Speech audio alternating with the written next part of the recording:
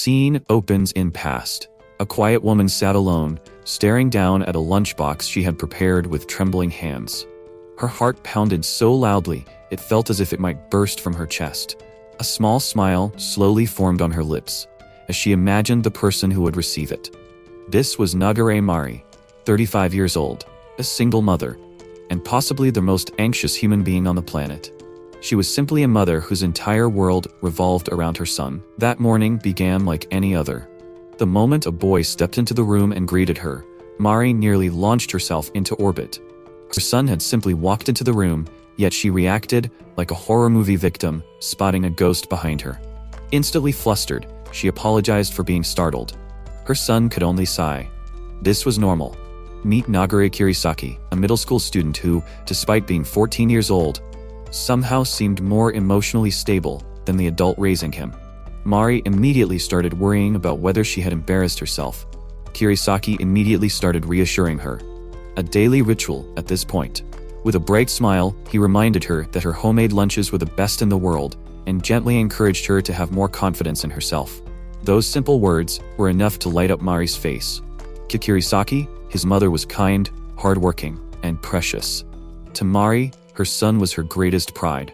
The nervousness faded from her face, replaced by a gentle smile as she watched her son enjoy breakfast. It was an ordinary morning, the kind of morning every parent wishes could last forever. Because while Kirisaki's home was warm, school was something else entirely. As the day moved on, Kirisaki headed to school, carrying the bento his mother had prepared with so much care, but the warmth of home vanished the moment he stepped into the classroom. A dartboard had been strapped to his stomach, and before he could react, a dart came flying straight toward him. The classroom exploded with laughter as the dart struck dead center. Kiritaka collapsed backward, pain shooting through his body, while his tormentors celebrated like they'd won some kind of game. The group responsible couldn't have looked more pleased with themselves. Tsuyoshi Kinugawa stood among them with the confidence of someone who enjoyed hurting others. Kumiru Shikimi giggled while watching the humiliation unfold. Muta Ajiki casually joined the mockery, and Tsubasa Kawase seemed more interested in selling embarrassing photos than showing even a shred of sympathy. To them, Kiritaka wasn't a classmate. He was entertainment. Kirisaki loses control, and peas spread across the floor. A pair of expensive shoes get wet in the mess. The mood changed instantly. Kinugawa's face twisted with rage as he stared down at Kiritaka. Without hesitation, he lashed out violently, demanding to know if Kiritaka understood how much those shoes cost. The others laughed. To Kirisaki, it was another day of hell. Then another student stepped forward. At first glance, Okaya Nozomu seemed calm, almost friendly. He approached Kinugawa and gently reminded him of something. Didn't he specifically say not to damage the face? Kinugawa immediately backed down, terrified of crossing him. This wasn't a victim standing up to a bully. This was someone far more dangerous taking control of the situation. Nozomu crouched beside Kiritaka and spoke with a soft smile. He apologized for losing his temper. Nozomu's smile never wavered, as he delivered a warning disguised as concern. And next time Kiritaka caused trouble like this, they wouldn't be friends anymore. The threat settled over the room like a cold shadow. Then, as casually as if discussing the weather, Nozomu looked at the lunch Kiritaka had brought from home. He remarked that people often say character bentos are sticky and unpleasant. Before Kiritaka could even process what was happening, Nozomu raised his foot and stomped directly onto the carefully prepared lunch. The food his mother had spent the entire morning worrying over was crushed beneath his shoe. Nozomu calmly explained that the best way to deal with something like that was to get rid of it, just like this. But Nozomu wasn't finished. He calmly lifted the bento box and revealed what he claimed were cockroaches crawling through the food. Kiritaka's eyes widened in horror as Nozomu casually explained how cockroaches reproduced. One cockroach could lay dozens of eggs. Those eggs would hatch, creating even more cockroaches, and before long they would spread into every corner they could reach. The way he spoke was almost educational, as if he were giving a classroom lecture instead of tormenting a helpless victim. Then his gaze settled on Kiritaka. His smile deepened. If Kiritaka ate the lunch, Nozomu suggested, those insects would fill his stomach and multiply inside him. The word struck harder than any punch. Kiritaka's body trembled as panic and disgust overwhelmed him. Nozomu crouched closer and mockingly declared that Kiritaka could become the mother of all those cockroaches. The others burst into laughter. Unable to endure any more, Kiritaka vomited onto the floor while tears streamed down his bruised face. The sight only amused them further. Once the game finally lost its entertainment value, the group wandered away, leaving Kiritaka alone amid the scattered remains of his mother's carefully prepared lunch. Kiritaka crawled toward the crushed food lying on the floor. His shaking fingers carefully gathered the pieces one by one. Rice stained with dirt. Tears rolled down his cheeks as he stared at the ruined lunch. The humiliation hurt. But what hurt even more was knowing how much love had gone into something that had been destroyed simply because others found it amusing. Elsewhere, the bullies chatted as though nothing unusual had happened. Some questioned why Nozomu went so far every time. After all, Kiritaka was harmless. Nozomu listened quietly before giving a simple answer. If they left Nagare alone, he might stop being useful. And besides, there was no reason not to keep crushing him. The others immediately agreed, already planning what they would do next. To them, Kiritaka wasn't a person. He was a toy they could keep breaking whenever they felt bored. Their next target wasn't Kiritaka. Another student sat trapped in a tiny restroom stall. A rope had been wrapped around him, while the group crowded around, eagerly preparing another twisted game. The terrified boy trembled as they explained the rules. Whoever guessed closest to the number of seconds it took him to give up would win all the sweets. One of them threatened to kill him if he lasted too long. Another cheered him on mockingly, encouraging him to show them how tough he was. The boy's eyes filled with tears as panic consumed him. Nozomu stood nearby, watching with quiet amusement. When the victim looked terrified, Nozomu gently reminded him not to make that face. They were only playing, weren't they? The rope suddenly tightened. The boy screamed as he was hoisted upward. His body jerked violently while he struggled to breathe. The others laughed and shouted guesses while treating his suffering like some kind of sporting event. Desperation quickly replaced resistance. His voice cracked as he finally cried out that he gave up. The game was over. Nozomu smiled with satisfaction and coldly remarked that they had put a lot of effort into preparing this. The victim should have tried harder. To him, another person's terror was nothing more than wasted entertainment. Then, everything changed. The restroom door burst open. Kiritaka rushed inside and immediately grabbed hold of the suspended boy, desperately trying to free him. The others stared in disbelief as he pulled the victim down and shielded him. Their game had been interrupted. Their fun had been ruined. One of them angrily ordered Kiritaka to stay out of it, while another cursed that the entire thing was now pointless. But Kiritaka didn't move. Despite the bruises covering his body and the fear still lingering in his eyes, he stood between them and their victim. The room fell silent. Then the boss of gang slowly stepped forward and looked directly at Kiritaka. A smile crept across his face and asked if he wants to take his place. Kiritaka froze. Tears welled up in his eyes as the true weight of those words settled over him. Then the scene abruptly shifted as Kiritaka returned home, forcing himself to leave everything behind the moment he stepped through the front door. The instant he entered the house, he put on a bright smile and loudly announced that he was home. The cheerful mask came naturally by now. His bruises ached beneath his uniform, but he buried the pain before anyone could notice. The house was beautifully decorated, and waiting for him at the table was a birthday cake. Mari greeted him with a radiant smile and wished him a happy 14th birthday.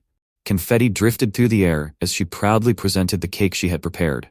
But her expression quickly changed when she noticed the injuries on his face. Kiritaka froze. For a second, panic flashed across his eyes. Then he laughed awkwardly and claimed he had simply tripped at school. The lie came out so smoothly, it was almost convincing. Mari immediately fussed over him, guiding him to a chair and carefully tending to his wounds. While applying treatment, she began talking about her past. Long ago, she had worked as a school nurse. Before that, she had been bullied herself. An orphan with no family to rely on, she spent her childhood feeling alone. But there had been one person who reached out to her, the school nurse, the only adult who treated her as though she belonged somewhere. That kindness had inspired her dream of helping children who were suffering. Even after leaving that profession, the desire never disappeared. She explained that now she had something even more precious to protect. She had a family. She had Kiritaka. And because she had been given people she loved, she wanted to protect them with everything she had. As Kiritaka listened, tears nearly surfaced. He lowered his gaze and silently made a promise. More than anything else, he wanted to protect his mother's smile. Later that evening, after the celebration ended, Mari couldn't shake the feeling that something was wrong. Kiritaka seemed distant, different, as if he were carrying a burden he refused to share. Elsewhere, Mari's husband Taichiro was returning from work alongside a police inspector. Being a detective himself, he naturally worried about his son. But Mari insisted he was being overly protective. Still, neither parent realized the truth hidden behind Kiritaka's forced smiles. That night, Kiritaka lay alone in his room. The warmth of the birthday celebration lingered in his heart, making the contrast with his reality even more painful. His thoughts drifted toward his mother. She was too kind, too gentle. If she ever learned what was happening at school, she would be devastated.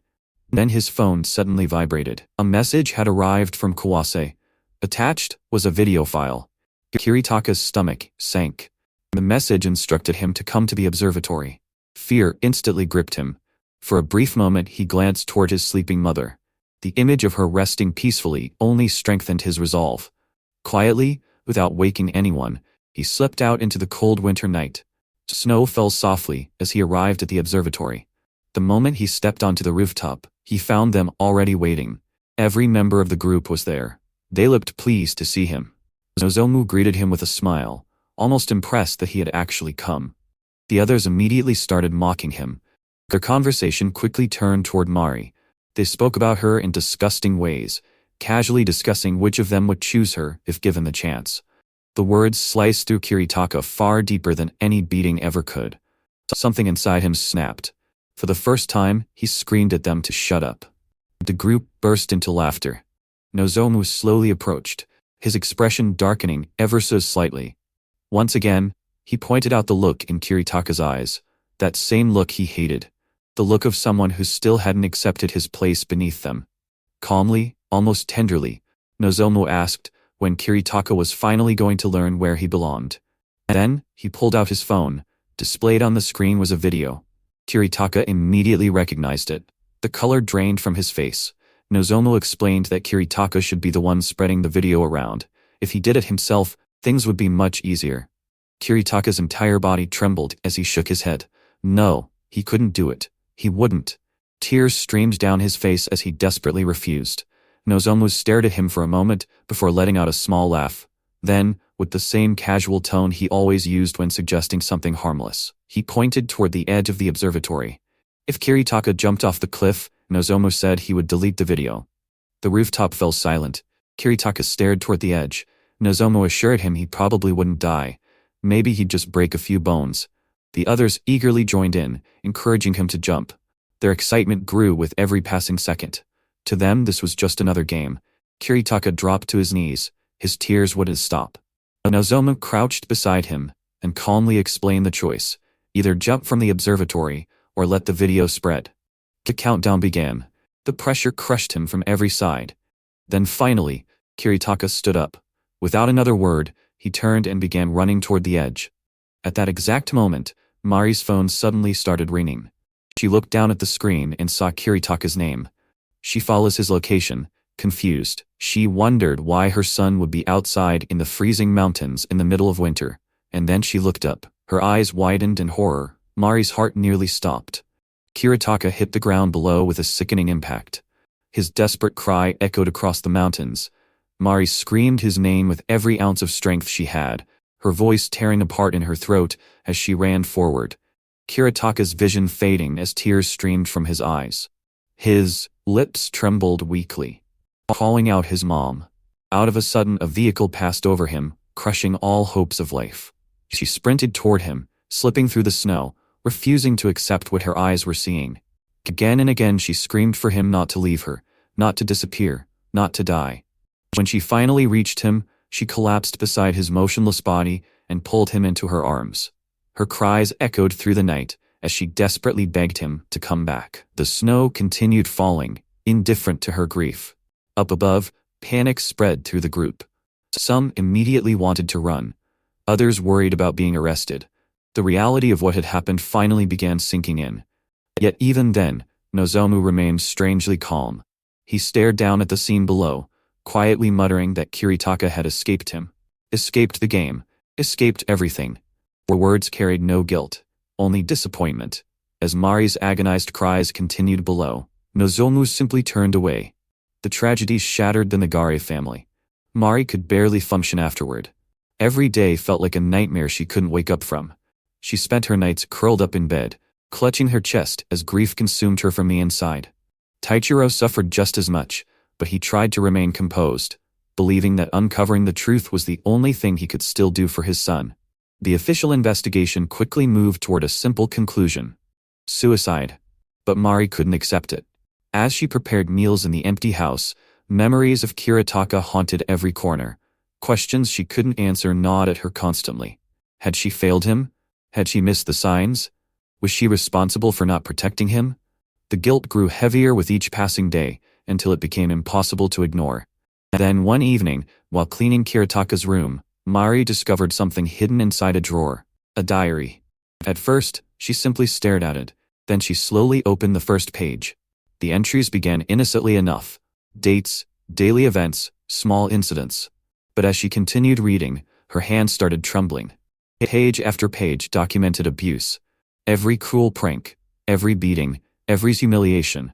The deeper she read, the more horrifying the picture became. This wasn't an isolated incident. It had been happening for years. Mari's eyes widened in disbelief. The bullying had never stopped. The realization struck her like a physical blow. Kiritaka had been suffering all this time while desperately hiding the truth from her. Every forced smile, every excuse, every lie about falling down or getting hurt by accident. It had all been an attempt to protect her from worrying. As she searched further, she discovered files hidden on Kiritaka's computer. Videos. The footage showed everything: Kiritaka being humiliated, beaten, and forced to endure unimaginable cruelty, while his tormentors laughed. One video showed him being forced to repeatedly write apologies. Another showed him begging for mercy, while they tormented him. And another captured the group discussing his mother's underwear and clothes, while treating her as another target for their amusement. Mari watched in silence as the truth unfolded before her eyes. The police had called it suicide. This was murder, stretched out over years. As tears rolled down her cheeks, Mari continued gathering information. The diary identified every person involved: Kinugawa, Shikimi, Ajiki, Kawase. One by one their names appeared before her, the faces responsible for destroying her son. Yet as she continued piecing everything together, another realization emerged. Those four weren't the true source. They had simply followed someone else, someone who stood at the center of it all, the true mastermind. Mari stared into the darkness as rage slowly replaced despair. Revenge wasn't enough anymore. Revenge felt too merciful. The people responsible hadn't merely hurt her son. They had stolen his future, broken his spirit, and pushed him toward death, while laughing. They deserved judgment, and for the first time since Kiritaka's death, Mari finally found a purpose. 2 years passed. During that time, Mari carefully rebuilt herself. The broken mother who had collapsed beneath grief disappeared little by little. In her place emerged someone entirely different. She transferred into the very school where everything had happened, taking a position connected to the nurse's office. Students quickly grew fond of her. They called her kind, beautiful, gentle, the perfect adult. Some even gave her a nickname, praising her as the beloved Maria of the nurse's office. No one suspected what lay beneath her warm smile. No one knew she had come there for a reason. Back at home, Taichiro continued investigating the circumstances surrounding Kiritaka's death. The more evidence he uncovered, the more troubled he became. The suicide note had clearly been manipulated. The online searches found on Kiritaka's devices could have been fabricated. The entire case felt wrong, yet despite all the inconsistencies, society continued treating the incident as another tragic suicide. Mari listened quietly, because, unlike everyone else, she already knew exactly who was responsible, and she had spent the last 2 years preparing to meet them again. 2 years after Kiritaka's death, Mari finally stood inside the very school where her son's life had been destroyed. To everyone around her, she was a beloved nurse. Students constantly crowded the infirmary, inventing excuses just to spend time near her. One girl blushed furiously as she asked an outrageous question, wondering if it was strange for a high school student to still be a virgin. Mari could only blink in surprise before laughing awkwardly at the sudden topic. Around her, the students continued chatting freely. Some claimed they felt sick. Others admitted they simply wanted an excuse to visit her. The infirmary had become one of the most popular places in the school. One boy insisted he had a fever. Mari gently leaned closer and placed a hand against his forehead. The student's face immediately turned bright red. After checking him for a moment, she calmly suggested he lie down and get some rest. The boy nearly stopped breathing from embarrassment. Everything looked peaceful, ordinary, exactly as Mari intended. Then, the door slid open. A familiar voice echoed through the room. Nozomu Okaya had arrived. The atmosphere shifted instantly, though only Mari noticed it. The same handsome smile, the same calm eyes, the same polite demeanor that hid something rotten beneath the surface. Yet Mari's expression never changed. She greeted him warmly, just as she would any other student. Nozomu politely asked if he could borrow a moment of her time. The students immediately recognized him. As the student council president, he was one of the most admired students in the school. Mari smiled and agreed. Once the others had stepped away, Nozomu apologized for interrupting and handed her a poster. The student council had recently created an anti-bullying campaign, and he wanted permission to display the poster inside the infirmary. The poster depicted smiling students alongside messages promoting a safe and supportive school environment. Mari quietly examined it. The irony was almost unbearable.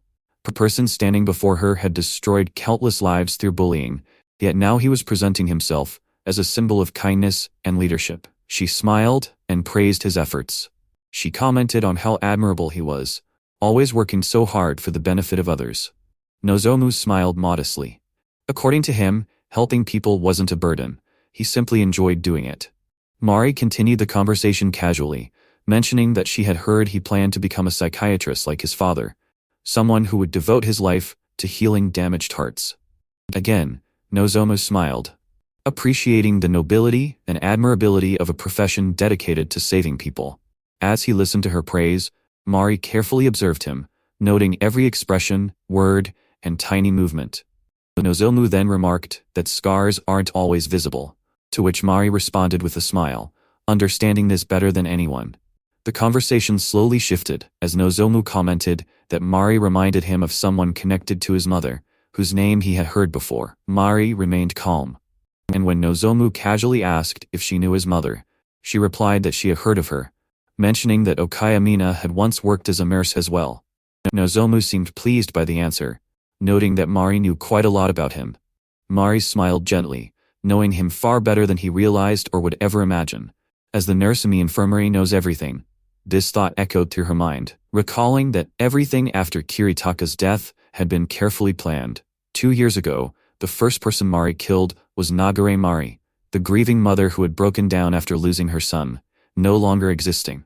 To pursue justice, she abandoned her old life piece by piece, divorcing her husband, cutting contact with friends and relatives, changing her appearance, and returning to using her maiden name, with every step being deliberate. Infiltrating the school had simply been the easiest part, because she discovered that the principal was a disgusting man who abused his authority and preyed upon women under him. She endured humiliations and compromises she never would have imagined before. Each sacrifice disgusted her. Each one left another scar.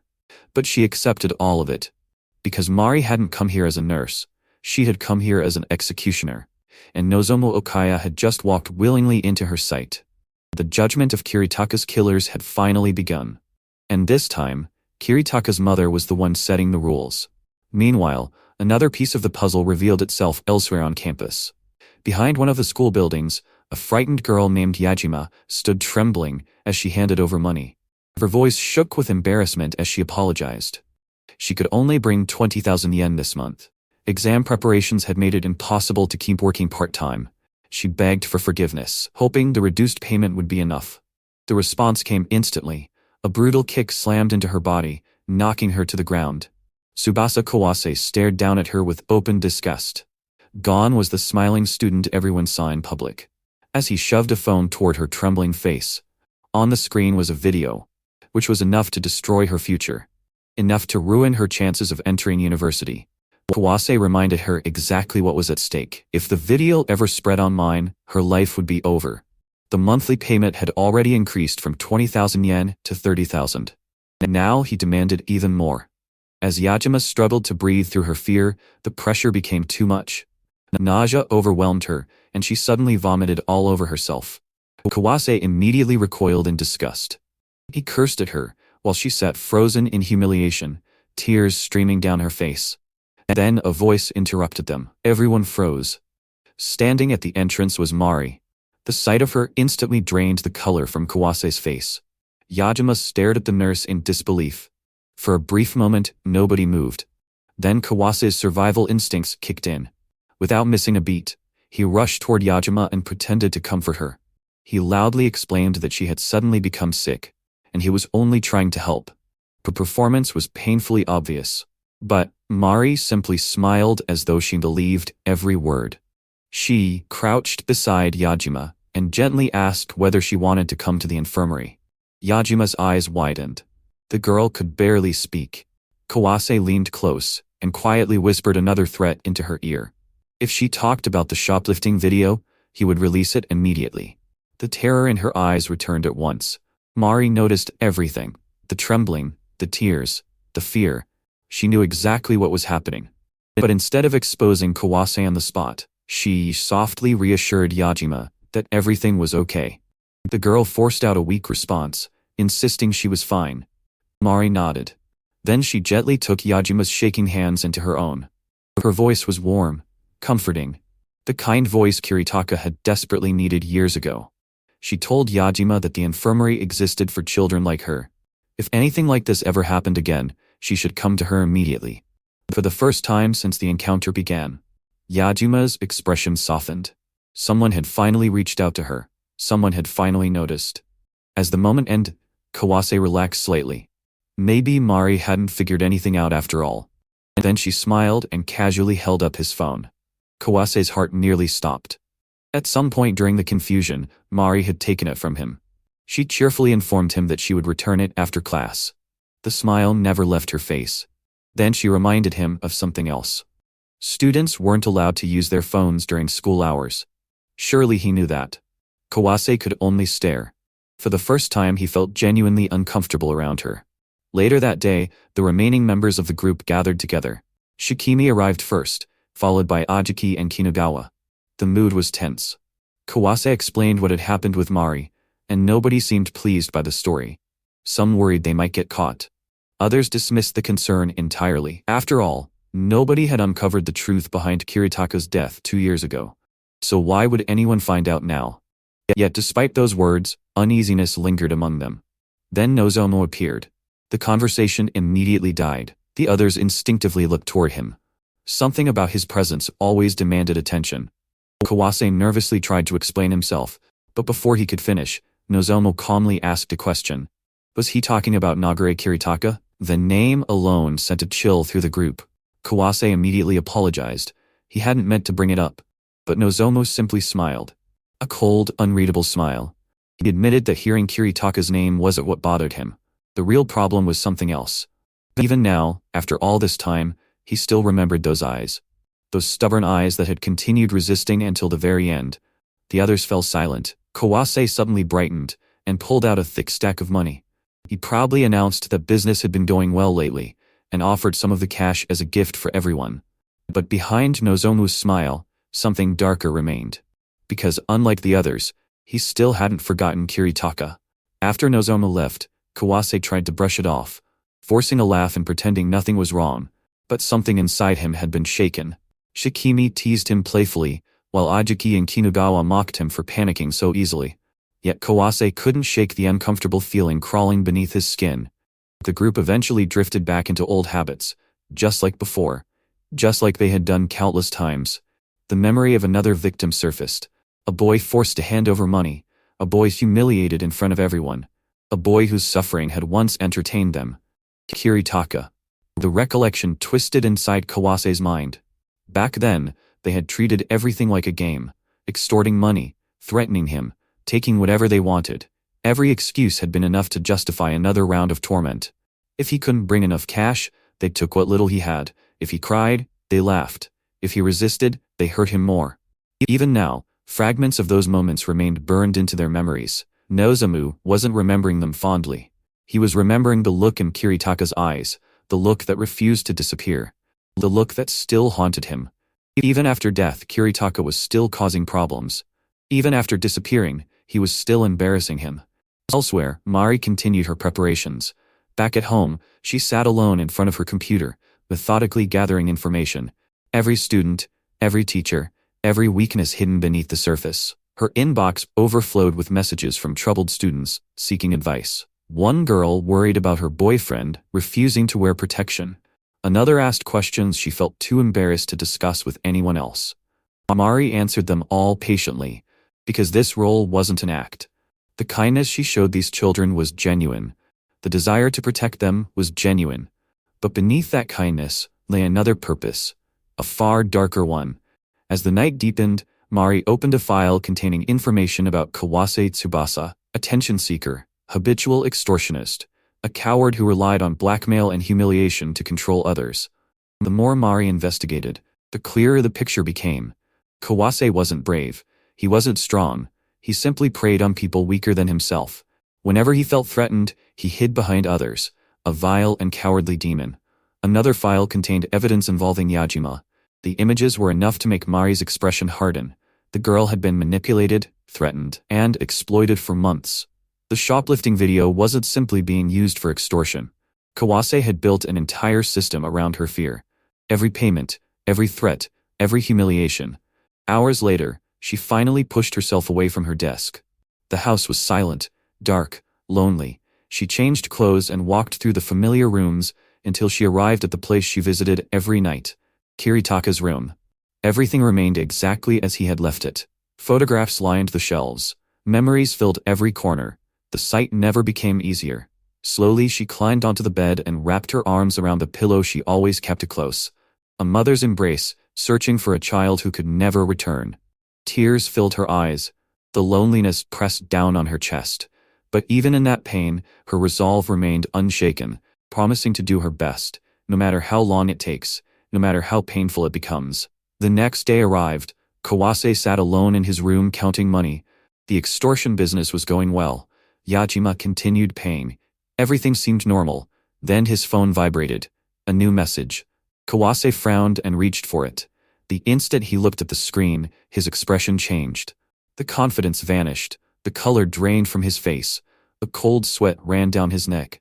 For the first time in a very long time, Kawase felt fear, and somewhere beyond the screen, unseen eyes continued watching him. Kawase's hands trembled as he stared at his phone, desperately trying to understand what had just happened. Someone had stolen the videos he used for blackmail, and now the tables had turned completely. 2 anonymous videos had been sent to him overnight. One contained the hacked footage from his own phone, exposing everything he had secretly recorded, while the other was an old video of Kiritaka's brutal bullying from 2 years ago. Alongside them came a simple demand. If he didn't want the files uploaded, he had to prepare 3 million yen. His heart nearly stopped. There was no way he could gather that kind of money. He had already spent almost everything he extorted from his victims, and if those videos became public, his life would be over. Panic consumed him as he wandered through school, barely noticing the students enjoying the cherry blossoms around him. Then, another notification appeared on his phone. Curious, he opened it, only to discover that someone had secretly photographed female students from beneath their skirts.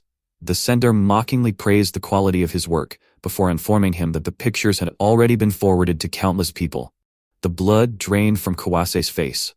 At that exact moment, Nozomu calmly approached from above, smiling as though nothing was wrong. He complimented Kawase on how talented he was at making money, before casually inviting him to hang out after school. Under normal circumstances, Kawase would have accepted immediately, terrified of ever disappointing Nozomu. But now he could barely force out an answer. He quietly refused, muttering that he didn't want to be abandoned. Nozomu simply watched him with an unreadable smile before walking away. Hidden behind a nearby curtain, Mari observed the entire exchange in silence. Everything was unfolding exactly as she had planned. The 3 million yen demand had never been real. It was merely bait, forcing Kawase to experience the same fear and helplessness he had inflicted on his own victims. After secretly installing a remote access program on the phone she confiscated, Mari had copied every piece of evidence stored inside. The amount of material was overwhelming. Videos, photos, recordings, blackmail files. Enough to destroy him countless times over. She could have handed everything to the police immediately, but that would only have been revenge. Revenge was too simple, too merciful. What awaited Kawase was something far worse. His condemnation had only just begun. As Mari quietly watched him sitting alone, isolated by fear, her attention briefly shifted toward another pair of students, happily walking together. The sight stirred painful memories of Kiritaka, reminding her of the ordinary school life he should have been allowed to enjoy. She closed her eyes for a moment, before another visitor arrived at the infirmary. It was Yajima. Nervously standing at the entrance, she apologized for interrupting, and hesitantly asked if Mari had a moment to talk. Mari welcomed her inside, with the same gentle smile as always, before noticing the girl immediately collapse onto the bed from exhaustion. She gently covered her with a blanket, and remarked that Yajima was the kind of hard-working child who always pushed herself too far. The girl looked up in surprise, wondering how Mari always seemed to understand exactly what she was feeling. Mari simply smiled softly. After all, the nurse in the infirmary often knows far more than people realize. Which is why, if there was anything weighing on Yajima's heart, she hoped the girl would tell her. Yajima lay quietly beneath the blanket, gathering the courage to speak. At first, she couldn't bring herself to admit the truth, so she disguised it as someone else's story. There had once been a girl who made the mistake of shoplifting. Before she could make things right, a terrible person caught her and used that mistake against her. Ever since then, he had forced her to do horrible things, convincing her that she deserved every bit of it because she was only paying for her own sins. As Mari listened, she never interrupted. She simply remained beside the bed, allowing the frightened girl to continue at her own pace. When Yajima finally asked what that girl should do, Mari answered without hesitation. There was no reason to surrender to someone like that. Everyone makes mistakes, but no one deserves to have those mistakes exploited forever. Then, her expression softened even further, as she gently placed a hand on the blanket covering Yajima. If the burden ever became too heavy, she said, there was always someone she could run to. She would protect her, no matter what happened. Those simple words struck deep inside Yajima's heart. Tears welled in her eyes as she quietly nodded, asking Mari to pass that message along. To that friend, Mari smiled knowingly and promised that she would. As she carefully tucked the blanket around the trembling girl, both of them fought back tears. Yajima had finally found an adult willing to stand beside her instead of looking away. Meanwhile, outside the infirmary, Kawase wandered through the school in growing panic. His mind raced endlessly as he tried to identify whoever had invaded his phone and stolen every secret he possessed. None of it made sense. Who could possibly know about everything he had hidden? Then, by chance, he spotted Yajima leaving the infirmary. A wicked grin slowly crept across his face. Despite everything that had happened, he still believed she was too frightened to resist him. Calling out her name, he approached with the same predatory confidence he always had. Yajima froze for only a brief moment, before turning toward him. Kawase smirked and casually told her to come comfort him because he was in a bad mood. Normally, she would have stood there shaking in silence, until he dragged her away. But this time was different. Mari's words echoed through her mind. If it's too much, you can always run to me. I will protect you at all costs. Something inside Yajima finally broke free. She turned and sprinted away with everything she had. Kawase's eyes widened in complete disbelief. Why? Why was she running? She had never done that before. Confusion quickly turned into desperation as he chased after her through the school grounds, shouting her name while she ran without looking back. Her heart pounded violently inside her chest, but she refused to stop. She had finally found the strength to escape. Kawase suddenly appeared behind her, and with a calm voice, he whispered into her ear. So, you're the culprit? He didn't stop there, and forced his way into Yajima's home, grabbing her by the hair and dragging her straight into the bathroom. His face was twisted with panic, rather than confidence. He demanded to know where his missing videos had gone, screaming that she was the only person who could have stolen them. Yajima cried desperately, insisting again and again that she knew nothing, but Kawase refused to listen. He shoved her head beneath the bathwater, holding her down until she thrashed violently for air, before dragging her back up, only to continue accusing her. She gasped between sobs, begging him to believe her, but Kawase's own terror had already consumed every shred of reason. Yajima finally snapped back through her tears, telling him that if he wanted to upload the video exposing her shoplifting, then he should just do it. She would tell everyone what he had done to her in return. The words stunned him. He couldn't understand why she had suddenly found the courage to resist. Desperately, he reminded her that exposing him would ruin her future as well. Her studies would be over, her job prospects would disappear. Wasn't she terrified? Through trembling breaths, Yajima quietly admitted that she was scared. She had endured everything because she believed she had no other choice, but now she realized something even more frightening. If she continued obeying him forever, her life would never belong to her again. Tears streamed down her face as she pleaded with him one last time. "Please, Kawase-kun, get out of my life." Those words shattered what little sanity he had left. Screaming for her to shut up, Kawase slammed her beneath the water again and again, his rage drowning out every desperate cry. His mind raced with delusions, convincing himself that everything could return to normal if only Yajima would become obedient again. If she would just go back to being the frightened girl who silently accepted everything. As Yajima's strength faded, a single thought crossed her mind. Help. Suddenly, Kawase felt an icy grip close around his throat. Before he could react, an overwhelming presence stood behind him. Mari looked down at him, with an expression completely devoid of warmth, her eyes colder than he had ever imagined possible. In one smooth motion she drove a syringe into his neck. Kawase staggered backward in shock, while Yajima collapsed to the floor, coughing violently as she struggled to breathe. His vision blurred almost immediately. Looking around the bathroom, he could no longer tell what was real. Had Mari actually been there? Was she only a hallucination? Yajima would never fight back. Mari would never wear such a terrifying expression. It had to be a nightmare. Clinging desperately to that belief, Kawase stumbled out of the bathroom in a panic, but standing before him was Mari, waiting as calmly as though she had been expecting him all along. She welcomed him with a gentle smile that felt far more horrifying than any scream. "Welcome to the penitentiary, second year, Class C, Kawase Tsubasa-kun." Kawase stared in disbelief, before suddenly being blasted by a violent torrent of water, crashing helplessly into the floor as he screamed in confusion. Every instinct told him to escape, yet the nightmare had only just begun. Somewhere beyond his panic, Mari watched him with unwavering eyes, her resolve colder than ever. The time for preparation was over. At long last, the condemnation had begun. Cold water poured relentlessly over Kawase's body as he stared through the bars, separating him from Mari, desperately trying to convince himself this had to be some elaborate prank. Someone must have put her up to this.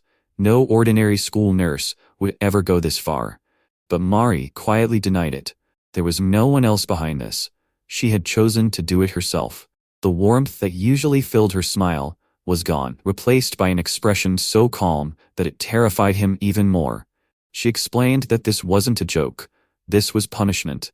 Kawase had spent years stealing things from other people, so now she intended to take something from him in return. His freedom had already been stripped away, and now she would steal something even more precious. His oxygen. Water continued flooding the chamber, while Kawase pounded desperately against the bars, screaming that Yajima had misunderstood everything. He insisted they had only been fooling around, and that she had exaggerated the situation. Mari remained completely unmoved. She quietly reminded him of the countless messages he had forced Yajima to send, the money he extorted, the fear he planted inside her every single day. Kawase desperately searched for excuses. If it had really been that serious, then Yajima would have fought back. The fact that she didn't resist proved it wasn't a big deal. He even convinced himself that his own mother would be more upset if she learned he had been dragged into something like this than she would ever be about what happened to Yajima. Mari's eyes darkened. She coldly ordered him to shut his mouth. Then she revealed the true purpose of the prison surrounding him. This wasn't simply torture.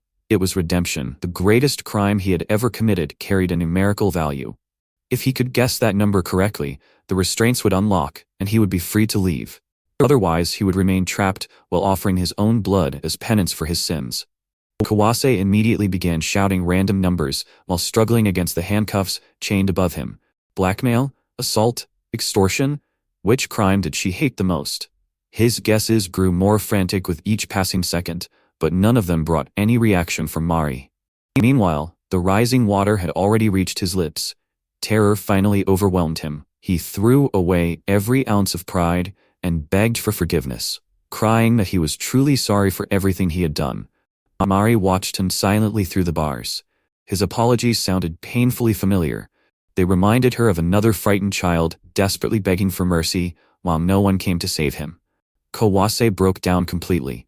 Between sobs, he muttered that he had wanted to spend more time laughing with everyone else. He wanted an ordinary school life, friends, happiness, a normal future.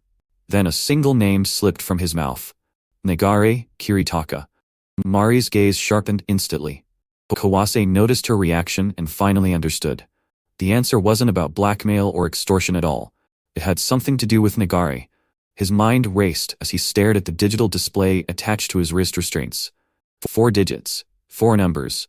Then another realization struck him. The anniversary of Kiritaka's death. That had to be it. Whatever date Kiritaka had died on had become the key to escaping. He laughed nervously, convinced he had solved the puzzle. He didn't care how Mari knew about Kiritaka anymore. If he could remember the date, everything would be over. He desperately searched through his memories, replaying old conversations from 2 years ago. Winter. It had been cold. January, February. He couldn't remember. His breathing became ragged as panic swallowed every thought. Suddenly, he screamed Kiritaka's name in frustration, cursing him even now. Why couldn't that idiot have died on some easier date? His furious insults echoed through the chamber, while the water climbed higher around him. Every second that passed pushed him closer to drowning. He stretched desperately toward the keypad, trying random combinations, while fighting against the chains digging into his wrists. Through it all, Mari never moved. She simply watched him with a quiet smile, as hope slowly disappeared from his eyes.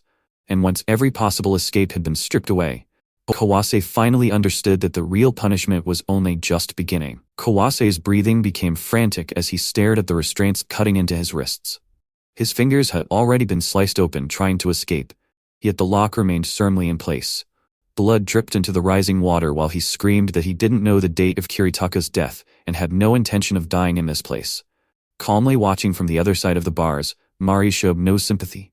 If he couldn't answer the question, then the conclusion was simple: he would die. Those words shattered the last fragments of Kawase's composure. He begged her to stop, insisting he didn't want to die, but the water continued climbing higher. As panic overwhelmed him, he finally made a desperate decision.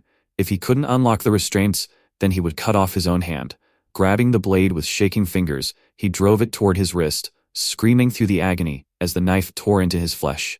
He had always dreamed of a glamorous future. He wanted to attend university, earn a fortune, surround himself with beautiful women, and live the carefree life he believed he deserved. There was no way someone like him could die in a filthy place like this. But reality refused to cooperate. The blade barely reached the bone before coming to a stop. No matter how desperately he hacked away, the bone wouldn't break. He cursed the knife itself before realizing the truth. The problem wasn't the blade. It was his own weakness. The human body wasn't so easily severed. While Kawase drowned in terror, Mari quietly raised her phone and pointed the camera toward him. A scream reflected his blood-covered face, and a faint smile appeared on hers. She looked almost demonic as she calmly recorded every second of his suffering, treating him exactly as he had once treated countless helpless victims. Eventually, Kawase collapsed from exhaustion, barely conscious, as blood mixed with the water around him. Mari slowly approached the cage and spoke in a quiet voice. The greatest crime he had ever committed wasn't blackmail, it wasn't extortion, it wasn't even driving Kiritaka to his death. His greatest sin was something much simpler. It was the fact that he had been born at all. The words struck him harder than any wound. Mari stood silently over him, while memories flooded back into her own mind. She remembered happier days, sitting beside her husband and little Kiritaka as they shared a simple meal together. The warmth of those memories contrasted so violently with the blood-stained prison before her that her body began trembling uncontrollably. She bit down on her own arm to suppress the sobs threatening to escape. 4 to go, she whispered to herself. Kawase was only the first. 4 more remained. Life at school continued as though nothing had happened. Students casually chatted about Kawase's sudden disappearance, wondering why he hadn't shown up for 2 days. Some joked that maybe he had gotten himself into trouble. Others tried calling him, but every attempt went unanswered. Far away from the school, another student quietly stared at his phone after noticing the unanswered calls. Nozomu Okaya's expression remained calm, though something about Kawase's disappearance seemed to catch his attention. Before he could think any further, a man stepped into his path and politely called his name. Introducing himself as Detective Taichiro Nagare from the Public Safety Department, he displayed his badge before calmly explaining that he wanted to ask a few questions regarding the disappearance of Kawase Tsubasa. For the first time, the paths of Kiritaka's father and the mastermind behind his son's suffering crossed, setting the stage for an encounter neither of them could yet understand. Detective Taichiro Nagare approached Nozomu and apologized for taking his time, before explaining that Kawase's classmates had mentioned some unusual behavior shortly before his disappearance. Since Nozomu and Kawase were close friends, he hoped the student council president might remember something useful. Nozomu listened politely, answering every question without the slightest hint of hesitation. When Taichiro mentioned that all of them had once been classmates with his late son, Nozomu's expression softened with practiced sympathy. Upon hearing the name Nagare Kiritaka, he lowered his eyes and quietly described the incident as a truly unfortunate tragedy. Taichiro thanked him for remembering his son. After separating from Mari following the divorce, he admitted that he rarely had the chance to talk about Kiritaka anymore, so hearing someone still recall him meant more than Nozomu could possibly imagine. For just a brief moment, Nozomu silently watched the detective walk away, his calm smile never wavering. Elsewhere, the remaining members of the group gathered at a restaurant, but Kawase's disappearance quickly became the center of the conversation. Shikimi barely cared, dismissing him as nothing more than a creepy nuisance who was always bothering girls. Kinugawa immediately snapped back, reminding her that Kawase was still their friend, while Ajiki tried to calm everyone down before the argument escalated. Shikimi simply rolled her eyes, grabbed her bag, and cheerfully announced that she was going fishing before skipping out of the restaurant, leaving the others behind. Her destination, however, had nothing to do with fishing. Instead, she entered a luxury hotel where an older businessman was already waiting for her. Inside a room, the man nervously welcomed her, explaining that this was the first time he had ever paid for something like this, and that he felt guilty because he had a wife and daughter at home. Shikimi smiled sweetly and wrapped herself around him, reassuring him that none of that mattered. She praised him for being kind and generous, claiming that unlike the awful men she usually met, he made her feel safe. Her gentle words instantly dissolved his guilt, and before long, he broke down in tears, confessing that every previous relationship in his life had been miserable. Shikimi softly comforted him, promising that all of those painful experiences were behind him now. Just then, someone knocked at the door. Believing room service had arrived, the man walked over and opened it without thinking.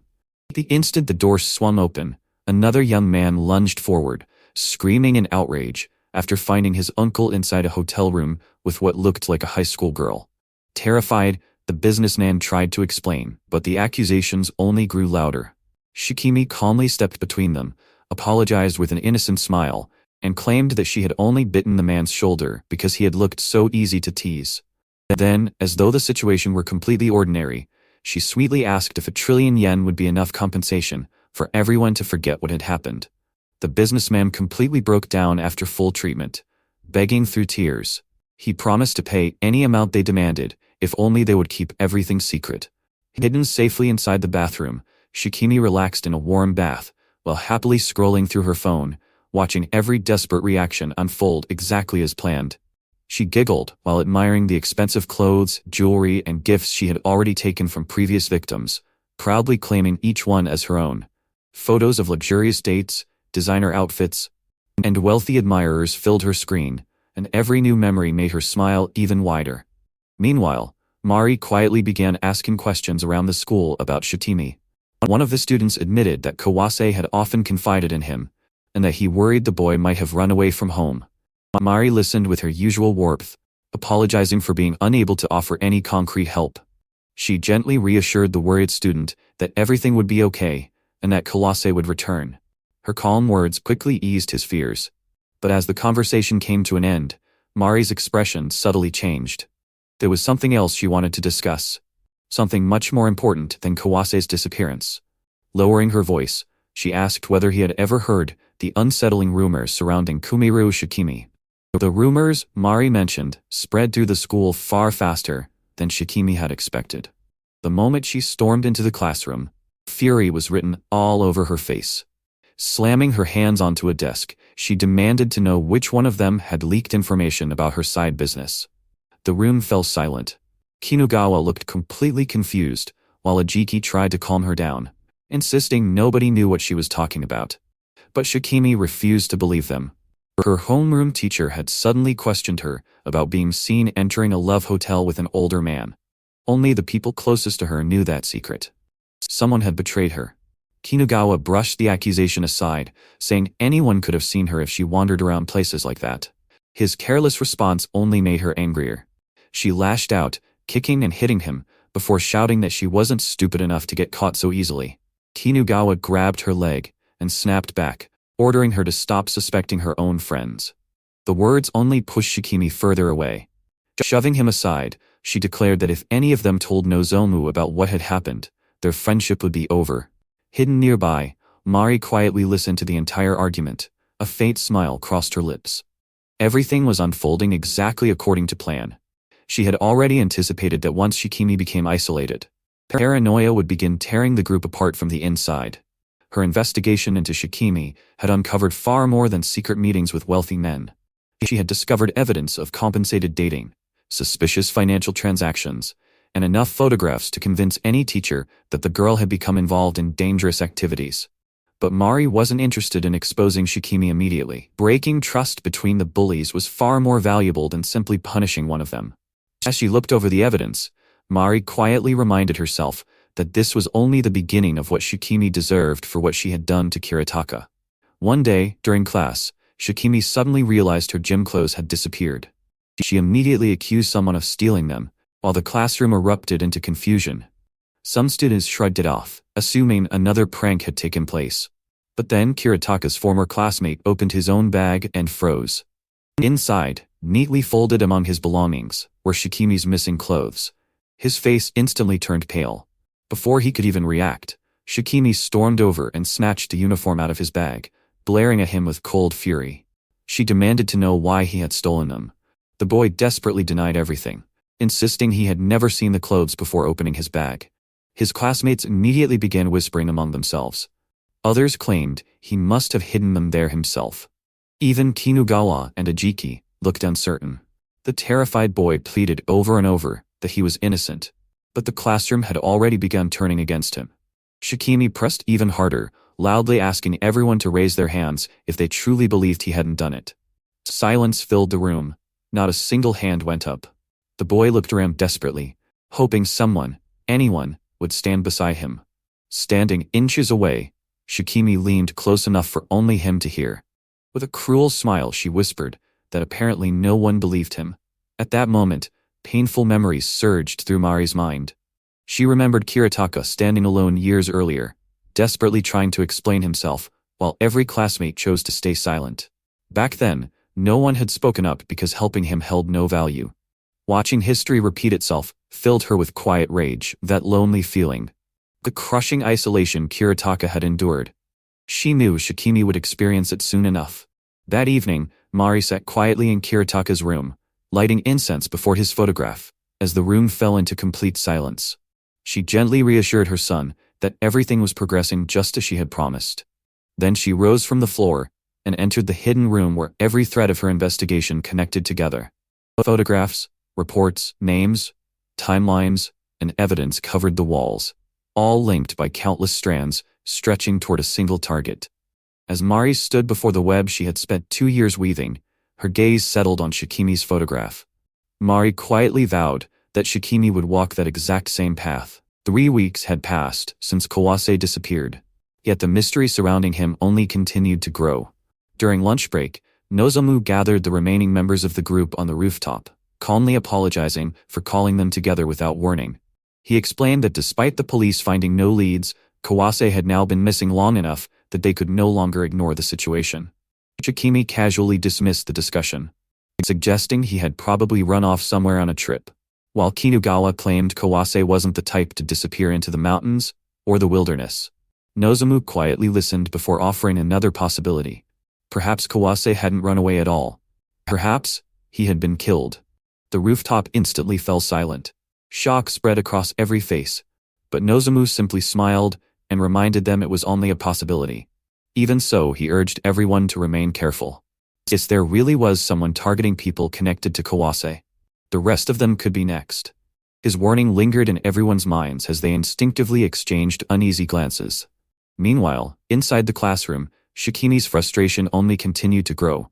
Her missing gym clothes still hadn't been found, and she angrily demanded that someone return them immediately. She accused everyone around her of playing stupid, while Kinugawa grew increasingly irritated by her constant shouting. Then, as bags were searched once again, Shikimi suddenly froze. There, inside Kinugawa's school bag, neatly folded, were her missing gym clothes. For a brief second, neither of them moved.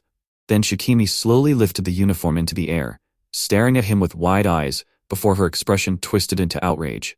She demanded to know why he had stolen them. Kinugawa immediately denied everything, insisting he had never seen the clothes before.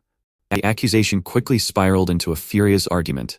Shikimi screamed that he had planted them there himself, while Kinugawa fired back that she was obviously trying to frame him. Neither side was willing to back down. Desks crashed to the floor as Kinugawa finally exploded, grabbing Shikimi by the collar and shouting directly into her face that this was exactly the same kind of setup they had once used against Nagare Kiritaka. The words escaped before he could stop them. The classroom instantly fell silent. Shikimi stared at him in disbelief, before asking why he would compare this to Kiritaka's case, unless he already knew how innocent people got framed. Kinugawa immediately realized his mistake, stumbling over his words as he desperately tried to explain himself. Shikimi refused to listen. She insisted there was no reason she would hide her own gym clothes inside someone else's bag, while Kinugawa argued that there was equally no reason for him to steal them in the first place. The argument grew louder and louder, until Shikimi suddenly demanded that everyone who believed Kinugawa was innocent should raise their hands. The room remained frozen. Nobody moved. The same suffocating silence that had once swallowed Kiritaka filled the classroom once again. Just as despair began creeping across Kinugawa's face, the classroom door quietly slid open. Mari stepped inside. Her calm voice immediately drew everyone's attention.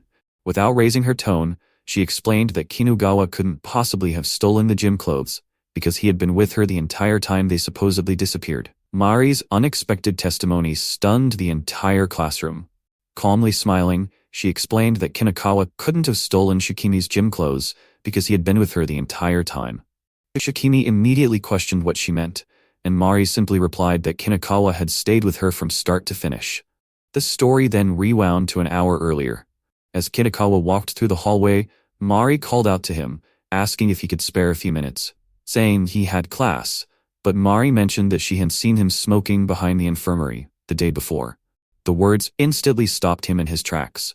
With a gentle smile, Mari assured him he would only be a little late for class, and invited him to talk somewhere private. Left alone, he realized she had deliberately kept him there long enough to make him late. Meanwhile, Mari calmly entered the empty classroom. She opened Shikimi's bag, took out the missing gym clothes, and quietly placed them inside Kinugawa's bag before leaving without anyone noticing. Back in the present, Shikimi desperately argued that even if Kinugawa hadn't stolen them, someone else could have planted the clothes in his bag. But the moment she said that, she realized those exact words also proved her own innocence. Frustrated, she insisted she was the victim and that someone had framed her. One of the students sarcastically asked if she was really claiming to be the culprit herself. Another joked that she looked more like the type of person who sniffed her own gym clothes than someone who had them stolen. Shikimi exploded, screaming that if they didn't find the real thief, she would remain the victim. The class only stared at her in silence. Someone muttered that nobody would even want Shikimi's gym clothes. Another voice quietly wondered if she had staged everything herself, just to get attention. Shikimi's expression froze, as whispers spread across the room. More students began repeating the rumor, comparing the situation to what had happened to Nagare Kiritaka. The same suspicious looks, the same whispers, were now aimed directly at her. Mari stepped in before the situation escalated further, gently asking everyone to stop. She reminded the class there was still no evidence proving Shikimi had taken her own clothes, or that anyone else had done it either. Since the culprit remained unknown, there was no point accusing one another. Then she turned to Shikimi herself, placing her hands on the girl's shoulders. In a soft voice, Mari warned her not to keep suspecting her own friends. If she continued pushing everyone away, she would eventually find herself completely alone. The word echoed inside Shikimi's mind. Alone. Mari then said she would file a report about the incident. Unable to contain herself any longer, Shikimi suddenly shoved Mari aside and stormed out of the classroom. The room fell silent as everyone watched her leave. Mari simply adjusted her clothes and quietly apologized for interrupting the lesson, before excusing herself as well. Once outside, she watched Shikimi disappear down the hallway, before reflecting on what had just happened. The plan had worked almost perfectly. Shikimi climbed into a luxury car, where an older man greeted her with concern, asking whether she had been bullied again. Instantly changing her expression, she smiled sweetly, and claimed it was only because an old hag at school was jealous of her youth and beauty. The man laughed and wrapped an arm around her, telling her not to worry about someone like that. Shikimi leaned against him and playfully reminded him not to talk about other girls while they were together. He happily agreed before telling the driver to leave. As the car pulled away, Mari's cold words resurfaced in Shikimi's mind. "You're such a pitiful child, aren't you?" Shikimi's smile slowly disappeared. Leaning closer to the man, she whispered that she was angry now, and asked him to punish Mari-sensei for her. As spring drew to a close, the faculty gathered for a staff dinner before the rainy season. The principal cheerfully thanked everyone for their hard work, raising his glass for a toast as the teachers celebrated another successful term. Sitting quietly among them was Atsugi, a young teacher who looked completely out of place. Mari approached him with a bottle, politely asking if she could pour him a drink. Flustered, he quickly declined, explaining that he didn't drink alcohol. Smiling softly, Mari offered to get him a soft drink instead, before sitting beside him. She noticed he looked distracted, and gently asked if he was worried about Shikimi. Atsugi admitted that ever since the incident with the missing gym clothes, Shikimi had stopped coming to school. On top of that, Kawase was still missing, and he had no idea how to deal with everything happening around him. The principal suddenly interrupted them, insisting Atsugi should stop looking so gloomy and enjoy himself. As he poured drink after drink into his glass, the principal casually mentioned that their academy was expanding and opening schools in Tokyo, reminding Atsugi that strange rumors could damage the school's reputation. The message was clear. He expected Atsugi to stay quiet no matter what happened. Mari calmly stepped in, smiling as she assured the principal she would help resolve everything before it became a problem. Satisfied, the principal wandered off, leaving the two alone once again. Atsugi quietly thanked Mari for helping him, but she simply smiled and told him not to worry. Soon after, the dinner came to an end. Rain had begun falling outside, as everyone prepared to head home. Atsugi thanked Mari once more for listening to him, and promised to invite her out another time. She bowed politely before walking away beneath her umbrella. As she disappeared into the quiet streets, she whispered to herself that she wasn't the kind person everyone believed she was. The road was almost empty, except for the sound of rain striking the pavement. And then she heard footsteps behind her. The footsteps grew closer. A loud metallic clang echoed through the alley, making Mari stop and turn around. Standing beneath umbrellas were three men, one of them smiling as he called her Maria-sensei. He claimed he had heard she was much more attractive in person than in photographs, before openly staring at her body. Mari calmly asked who they were. The man laughed, asking if she was pretending not to know, then wished her a pleasant goodbye, as the large bald man beside him suddenly stepped forward. Before Mari could react, the bald man grabbed her arm while the leader smiled, saying he knew she had tomorrow off, so they might as well enjoy it together. Mari lowered her umbrella and quietly sighed. In the next instant, electricity exploded through the bald man's body, as a stun gun struck him point blank, sending him crashing to the ground unconscious. Without wasting a second, Mari sprinted away through the rain. The leader's smile vanished as he immediately ordered the others to catch her. The two remaining men gave chase, while shouting that everything happening was her own fault for running. Mari darted through narrow alleys, vaulting over obstacles and slipping between buildings as they closed in behind her. One of the pursuers lunged toward her, but she suddenly pivoted, grabbed him by the shoulder and slammed him headfirst into the wall, before continuing to run. The last man rushed after her alone, only to find Mari waiting calmly around the next corner. Before he realized what was happening, she struck him with another blast from the stun gun, dropping him instantly. The leader rounded the corner moments later and froze as he found both of his men unconscious. Mari stepped out from the shadows and got hit by a sneak attack from the leader himself. The man smiled again, clearly excited rather than frightened. He pinned Mari down and looked straight in the eyes, grinned and asked, "Well then, tell me the size of your tits." Shikimi returned home that night believing she had finally escaped the strange nurse who kept interfering with her life. As soon as she stepped inside, she called for her mother, only to receive no answer. Assuming she had simply forgotten to lock the door again, Shikimi made her way through the silent house. Then she froze. Standing behind her in the darkness was Mari. Before Shikimi could even scream, Mari quietly asked if she had forgotten to lock the door. Fear instantly washed over Shikimi's face. The next thing she knew, she woke up hanging upside down by her ankles inside an abandoned building. A thick rope held her suspended over a deep concrete pit while Mari stood calmly nearby. Let's get started then. Second year, Class C. Kumiro, Shikimi-san. Shikimi immediately exploded with insults, demanding to be let down while calling Mari insane. She struggled violently against the ropes, but Mari simply pulled out a knife. Shikimi's face turned pale as Mari slowly sliced through several strands of the rope. She screamed for her to stop, terrified that the remaining rope would snap. Mari coldly told her to be quiet. Even if she fell, she explained, she probably wouldn't die. The real problem was what waited at the bottom. Looking down, Shikimi saw the pit crawling with enormous centipedes and other insects. Mari calmly explained that if she fell, she'd land right in the middle of them and likely spend the rest of her life trapped there, completely alone. The image alone was enough to leave Shikimi shaking uncontrollably. Mari quietly stared at her for a moment before telling her to return to the real topic. First, those men Shikimi had sent after her. Mari admitted she was honestly surprised by how easy they had been to deal with. Shikimi immediately realized the three men had failed. Meanwhile, elsewhere, the blonde leader slowly regained consciousness after Mari's attack. Before he could fully understand where he was, Mari appeared beside him. Calmly resting a hand against his face, she whispered that they would catch a cold if they stayed outside. Before he could react, she kissed him. The man froze in complete confusion as Mari suddenly twisted his arm, slammed him onto the ground, and effortlessly restrained him.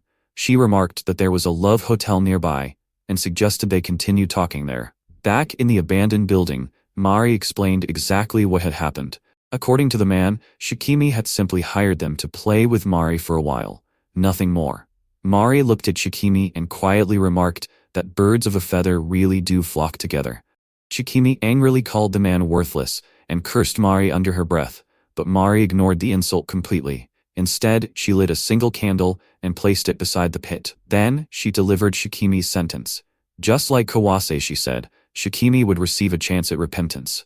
But unlike him, she would be forced to face the very loneliness she had inflicted on others. In about 3 hours, the rope suspending her would burn through from the candle's flame. Once it snapped, she would fall into the pit and spend the rest of her life isolated in darkness, with no one left to save her. Shikimi desperately asked what Mari wanted from her. Mari calmly held up a phone. She would be allowed one final opportunity. Shikimi could call anyone she wanted. Friends, family, anyone. If someone came to rescue her before the rope burned through, Mari would accept that result. Shikimi immediately pointed out that giving her a phone seemed far too generous. Mari simply smiled. I wonder. Confused, Shikimi looked down at the screen and quickly noticed something was wrong. There was no signal. The SIM card had been removed. Mari cheerfully admitted she had taken it out while bringing her there, pretending to apologize for forgetting such a small detail. Shikimi stared at the useless phone in disbelief, unable to understand what Mari was thinking. Then, Mari casually picked up a metal tray filled to the brim with razor blades. Looking directly at Shikimi, she smiled innocently and asked, "Could you take it out for me? It seems I accidentally mixed in the cutter knives." Shikimi's furious scream echoed throughout the abandoned building as the candle continued burning beneath the rope. Shikimi glared at the tray of razor blades, demanding to know why Mari had removed the SIM card if she expected her to call for help. Mari looked at her with complete disbelief. The rope was already burning away. Yet instead of worrying about her own life, Shikimi was still asking pointless questions. Calmly, Mari told her to stop wasting time and retrieve the SIM card herself. With no other choice, Shikimi lowered her face into the tray, desperately searching through the pile of razor blades with her mouth. Every movement sliced her lips and tongue as blood quickly filled the tray, but she kept digging anyway, terrified of falling into the pit below. Mari silently watched her struggle until Shikimi finally exploded in frustration, screaming that this was the worst thing that had ever happened to her. Mari's expression never changed. She quietly reminded Shikimi that she was always playing the victim, when in reality, everything happening now was nothing more than the result of her own actions. Those words made Shikimi freeze. Suddenly, old memories resurfaced. She remembered laughing while tormenting people, treating even a helpless dog like a toy. She proudly recalled teaching the family pet to fetch house keys with its mouth, forcing it to pick them up, despite the apartment forbidding animals. She even muttered that maybe she had a talent for training others. Mari asked a simple question. Why did Shikimi know what had happened to Nagare Kiritaka? Shikimi looked up in confusion before staring at Mari's face. Then everything finally connected. Mari hadn't been working at the school during winter. She knew far too much about Kiritaka. And unlike everyone else, she never called him just Nagare. Her eyes widened in horror. "You're Nagare's mother," Mari quietly nodded. Kawase had never realized it, but Shikimi finally had. The truth was standing right in front of her. Revenge. That was what all of this had been about from the very beginning. Shikimi desperately tried to bargain, insisting she had only followed Nozomu, she barely knew Kiritaka, and hadn't been the one making the decisions. Mari calmly dismissed the excuse. The moment Shikimi chose to laugh, while another child suffered, she became just as guilty as everyone else. Desperate to survive, Shikimi shoved her face back into the tray, ignoring the pain as the blades shredded her mouth. Blood dripped across the floor, while Mari silently walked over and picked up the phone. At the same time, elsewhere in town, Ajiki sat in a restaurant, checking his messages, while Kinugawa absent-mindedly stared at his own phone. Mari quietly explained that Shikimi was free to contact anyone she wanted. Friends, family, anyone willing to save her. Shikimi immediately insisted she could only rely on Okaya Nozomu. Hands trembling, she asked Mari to message him exactly the way she always did, because he would recognize something strange otherwise. Mari agreed. Holding the phone in front of Shikimi, she calmly told her to dictate the message word for word. Shikimi carefully explained how she normally spoke to Nozomu, trying to imitate her usual texting habits perfectly. But as Mari scrolled through the conversation history, something caught Shikimi completely off guard. There wasn't a single real conversation between them. Every message she had ever sent was ignored. No replies, no meaningful exchanges, just one-sided texts stretching back for months. The realization hit her harder than any punishment Mari had given her. The boy she believed she could always depend on had never actually been there for her at all. The truth shattered Shikimi far more than the razor blades ever could. Staring at the endless string of unanswered messages, she realized she had never truly spoken to Nozomu. Every photo she sent, every casual conversation she tried to start, every attempt to get closer to him had been left unread. Yet she still clung to hope, convincing herself that if Nozomu saw a genuine cry for help, he would come. Mari quietly watched as Shikimi dictated the message she wanted to send. It was simple. "If you like me, please come here right now." The message was delivered, and both of them waited. Meanwhile, Nozomu was just leaving cram school when his phone vibrated. He glanced at the notification, but before opening it, another message arrived from his mother, asking if he would be late for dinner. Calmly he replied that he would eat before heading home, then slipped his phone back into his pocket without another thought. Back inside the abandoned building, Shikimi waited anxiously for a reply that never came. Mari looked at her with pity, before asking why she had chosen Nozomu in the first place. Shikimi insisted he was different. He hated liars, spent time with everyone equally, and if Kawase's disappearance really was revenge for Kiritaka, Nozomu would eventually realize she was in danger. Mari quietly listened before asking another question. If Nozomu truly cared about her, why had he ignored every message she had ever sent? Shikimi fell silent. Desperate to prove herself right, she tried calling another man instead, one of the wealthy clients she had manipulated. The call connected almost instantly, filling her with hope. But before she could speak, an angry message appeared instead. He cursed at her, called her disgusting, ordered her never to contact him again, and blocked her on the spot. Shikimi stared at the screen in complete disbelief. Mari calmly explained that after dealing with the men Shikimi had hired to attack her, she had learned about Ijima as well. Using Shikimi's private account, Mari had created a fake conversation exposing her lies, and Ijima had believed every word. Shikimi cried that it was unfair. Mari quietly asked why she thought it was unfair. Shikimi had spent her entire life manipulating people through lies, yet expected everyone else to trust her without question. Mari reminded her that relationships built on money, deception, and convenience were never real to begin with. Shikimi insisted Mari had cheated, but Mari simply answered that she already knew this would happen. A girl who constantly lied could never expect others to believe her when she finally spoke the truth. Looking directly into Shikimi's trembling eyes, Mari told her she was a selfish liar who believed only in relationships built through profit. She lied to her friends, she lied to adults, she lied to herself. And because of that, nobody truly believed in her anymore. The lonely future Mari had warned her about wasn't something anyone else had created. Shikimi herself had chosen it. The words struck deeper than any blade. Mari gently leaned close and whispered that Shikimi was the one who had made herself completely alone. Shikimi finally broke. Through tears, she screamed that Mari and her son deserved to die, cursing Kiritaka even now. Mari quietly thanked her. Thank you for being exactly the devil she believed she was. The final strands of rope snapped. Shikimi plunged into the pit below, crashing into the filthy water as the snakes and centipedes scattered around her. Crying hysterically, she struggled to stand, only to hear Mari's calm voice echo from above. If she were truly innocent, someone would eventually come looking for her. She should think carefully about everything she had done.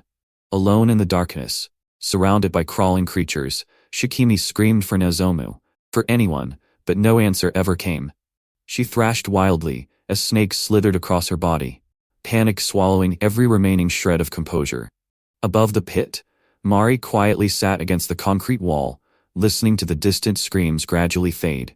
Closing her eyes, she whispered to herself that it was already too late. While Shikimi's disappearance remained unsolved, Detective Taichiro Nagare continued working through the growing web of connected cases. His senior, Inspector Reiji Taijo, laid out everything they knew so far. Kawase and Shikimi were both tied to the same school, the same class, and the same group of students. Too many connections existed for it to be a coincidence. Reiji warned Taichiro not to become emotionally involved simply because the missing students had once known Kiritaka. Taichiro quietly agreed, but his thoughts drifted elsewhere. Even after the divorce, everyone in the department had treated him with kindness instead of blaming him for his family's tragedy. Years earlier, rumors surrounding Kiritaka's death had nearly destroyed his career, yet he had been transferred instead of dismissed. But the guilt had never faded. Memories of happier days with Mari and Kiritaka still lingered in his mind, making the emptiness of the present even harder to bear. One memory surfaced above all the others. The day Mari handed him the divorce papers. He had begged her to reconsider, insisting they were still a family even if Kiritaka was gone. Mari calmly rejected him. To her, the family had already ended the day their son died. Taichiro collapsed to his knees, unable to stop apologizing. But Mari quietly walked away, without looking back. Even now, he often found himself wondering where she was, and whether she was managing to live at all. Elsewhere, Mari began another quiet morning alone. She poured herself a simple bowl of cereal, noticing the nearly empty carton of milk inside the refrigerator, before sitting down at the dining table. Folding her hands together, she softly thanked God for the meal, leaving the seat across from her empty, except for the small doll she always kept there, as though refusing to erase the place where her son once sat. At school, the atmosphere had grown increasingly tense after Shikimi vanished. The principal questioned Atsugi and the other teachers, asking whether anyone had noticed signs that she was troubled. Everyone remained silent until Atsugi finally admitted he had known Shikimi had been involved in compensated dating since middle school. He confessed that he had noticed something was wrong, but convinced himself it wasn't his place to interfere. If only he had stepped in sooner, maybe none of this would have happened. Taichiro quietly stopped him. Dwelling on the past wouldn't change anything now. The only thing left to do was accept Go's regrets and keep moving forward. The room fell silent before another teacher nervously mentioned hearing rumors that Shikimi had often visited the school nurse. The moment he heard the name Akeboshi-sensei, Taichiro's eyes narrowed. Something felt strangely familiar. As the meeting ended, he replayed the name in his mind again and again. Akeboshi. Then another memory surfaced. The divorce papers. Mari had changed her surname after leaving him. His expression stiffened as the pieces slowly came together. There couldn't be many people with that surname. Rising from his chair, Taichiro quietly muttered to himself, "Where is Akeboshi-sensei right now?" At that exact moment, someone called out to him from behind. "Inspector, summer vacation arrived," giving Mari exactly what she needed. With both Kawase and Shikimi gone, the remaining three would naturally become cautious, and she knew Nozomu would eventually gather them together to prepare for whoever was targeting them. At the same time, the police would begin moving more aggressively as the disappearances piled up. Looking down into the pit, where Shikimi lay motionless among the insects and snakes, Mari quietly covered the body with a tarp, before reminding herself that three still remained. Then she looked ahead with unwavering resolve. Come at me if you can. Elsewhere, one of the men Shikimi used to manipulate was being brutally interrogated. Blindfolded and tied to a chair, he screamed in pain as Ajiki repeatedly struck him, demanding to know where Ijima was hiding. The terrified man insisted he had no idea, explaining that Ijima always recruited people through the dark web whenever he needed disposable workers. According to him, Ijima preferred hiring complete strangers because they were cheap and less likely to expose him. The man desperately added that Ijima had already left their gang and had been working alone for a long time. Ajiki wasn't satisfied and continued beating him, calling him useless, until Kinagawa finally broke down. He shouted for Ajiki to stop. The man was his friend. Watching someone suffer like this reminded him too much of what they had once done to Kiritaka. Before the situation escalated any further, Nozomu casually walked into the room, holding 2 ice cream bars. Smiling as though nothing unusual was happening, he offered one to Ajiki, before glancing at the battered prisoner. Kinagawa couldn't understand how Nozomu could joke around at a time like this. 2 of their friends had disappeared, and he acted as though it didn't matter. Nozomu calmly replied that killing the man now would accomplish nothing. If revenge really was the motive, the true culprit would eventually reveal themselves anyway. There was no reason to rush. Ajiki shrugged, accepted the ice cream, and apologized for getting carried away. Nozomu simply smiled and reminded them that they were all still friends. Leaving the warehouse together, the 3 discussed what little they knew. Shikimi hadn't told anyone where she was going before she vanished, and Kawase's disappearance was just as mysterious. Nozomu quietly considered every possibility before arriving at a single conclusion. If someone truly wanted revenge for Nagare Kiritaka, and the most likely suspects weren't strangers at all, they would be Kiritaka's own parents. A week had passed since Shikimi disappeared, yet Mari still hadn't relaxed. Removing Shikimi's photograph from the board inside her hidden room, she quietly reminded herself that one concern still remained. Ijima. Shikimi's connection to the underground world had been an unexpected miscalculation. Because of her, Mari had learned about a man who could potentially expose everything if the police reached him first. Standing over the unconscious Ijima, chained to a bed, Mari stared at the belt in her hands. If she killed him now, the problem would disappear forever. She tightens the belt across his neck, still confused whether to eliminate him or not. Then a familiar voice echoed through her mind. Kiritaka. Mother, that man isn't the one. Mari froze. The belt slipped from her hands and clattered onto the floor. Closing her eyes, she held her chest tightly and whispered that he was right. Ijima wasn't one of the people responsible for Kiritaka's suffering. She wouldn't kill this man. Sitting beside the frightened captive, after he regained consciousness, Mari calmly spoke his name, making him flinch in surprise. She quietly explained that although she intended to spare him, she still had to erase every loose end connected to her revenge. Since the day Shikimi disappeared, Ijima had never gone home, and sooner or later the police would begin searching for him. Before that happened, Mari needed to find him herself. Following the clues she had gathered, she disguised herself and headed into a crowded nightclub, where Ijima was known to recruit people every week. Blending naturally into the crowd beneath the flashing lights, Mari carefully observed every face around her. Before long, she spotted 2 familiar men discussing Ijima's usual routine. This club was practically his workplace, and if he showed up anywhere, it would be here. Mari quietly thanked them in her mind and continued searching the dance floor. Moments later, 2 men approached and invited her to dance. Without even slowing her pace, Mari politely declined, explaining that she was a little busy. The men barely had time to react before both collapsed to the floor in pain, leaving the surrounding crowd too distracted by the music to notice what had happened. Mari calmly continued walking, as if nothing had occurred. Then, through the moving crowd, someone gently grabbed her shoulder. Her body instantly tensed. Turning around, she found herself staring directly into the shocked face of Kinugawa. His eyes widened in disbelief as he recognized the school nurse standing in the middle of the nightclub. For several long seconds, neither of them spoke. Confused, Kinugawa asked why his school nurse was in a place like this. Mari answered without missing a beat, calmly reminding him that clubs were for adults, before asking the more important question, what was a minor doing there?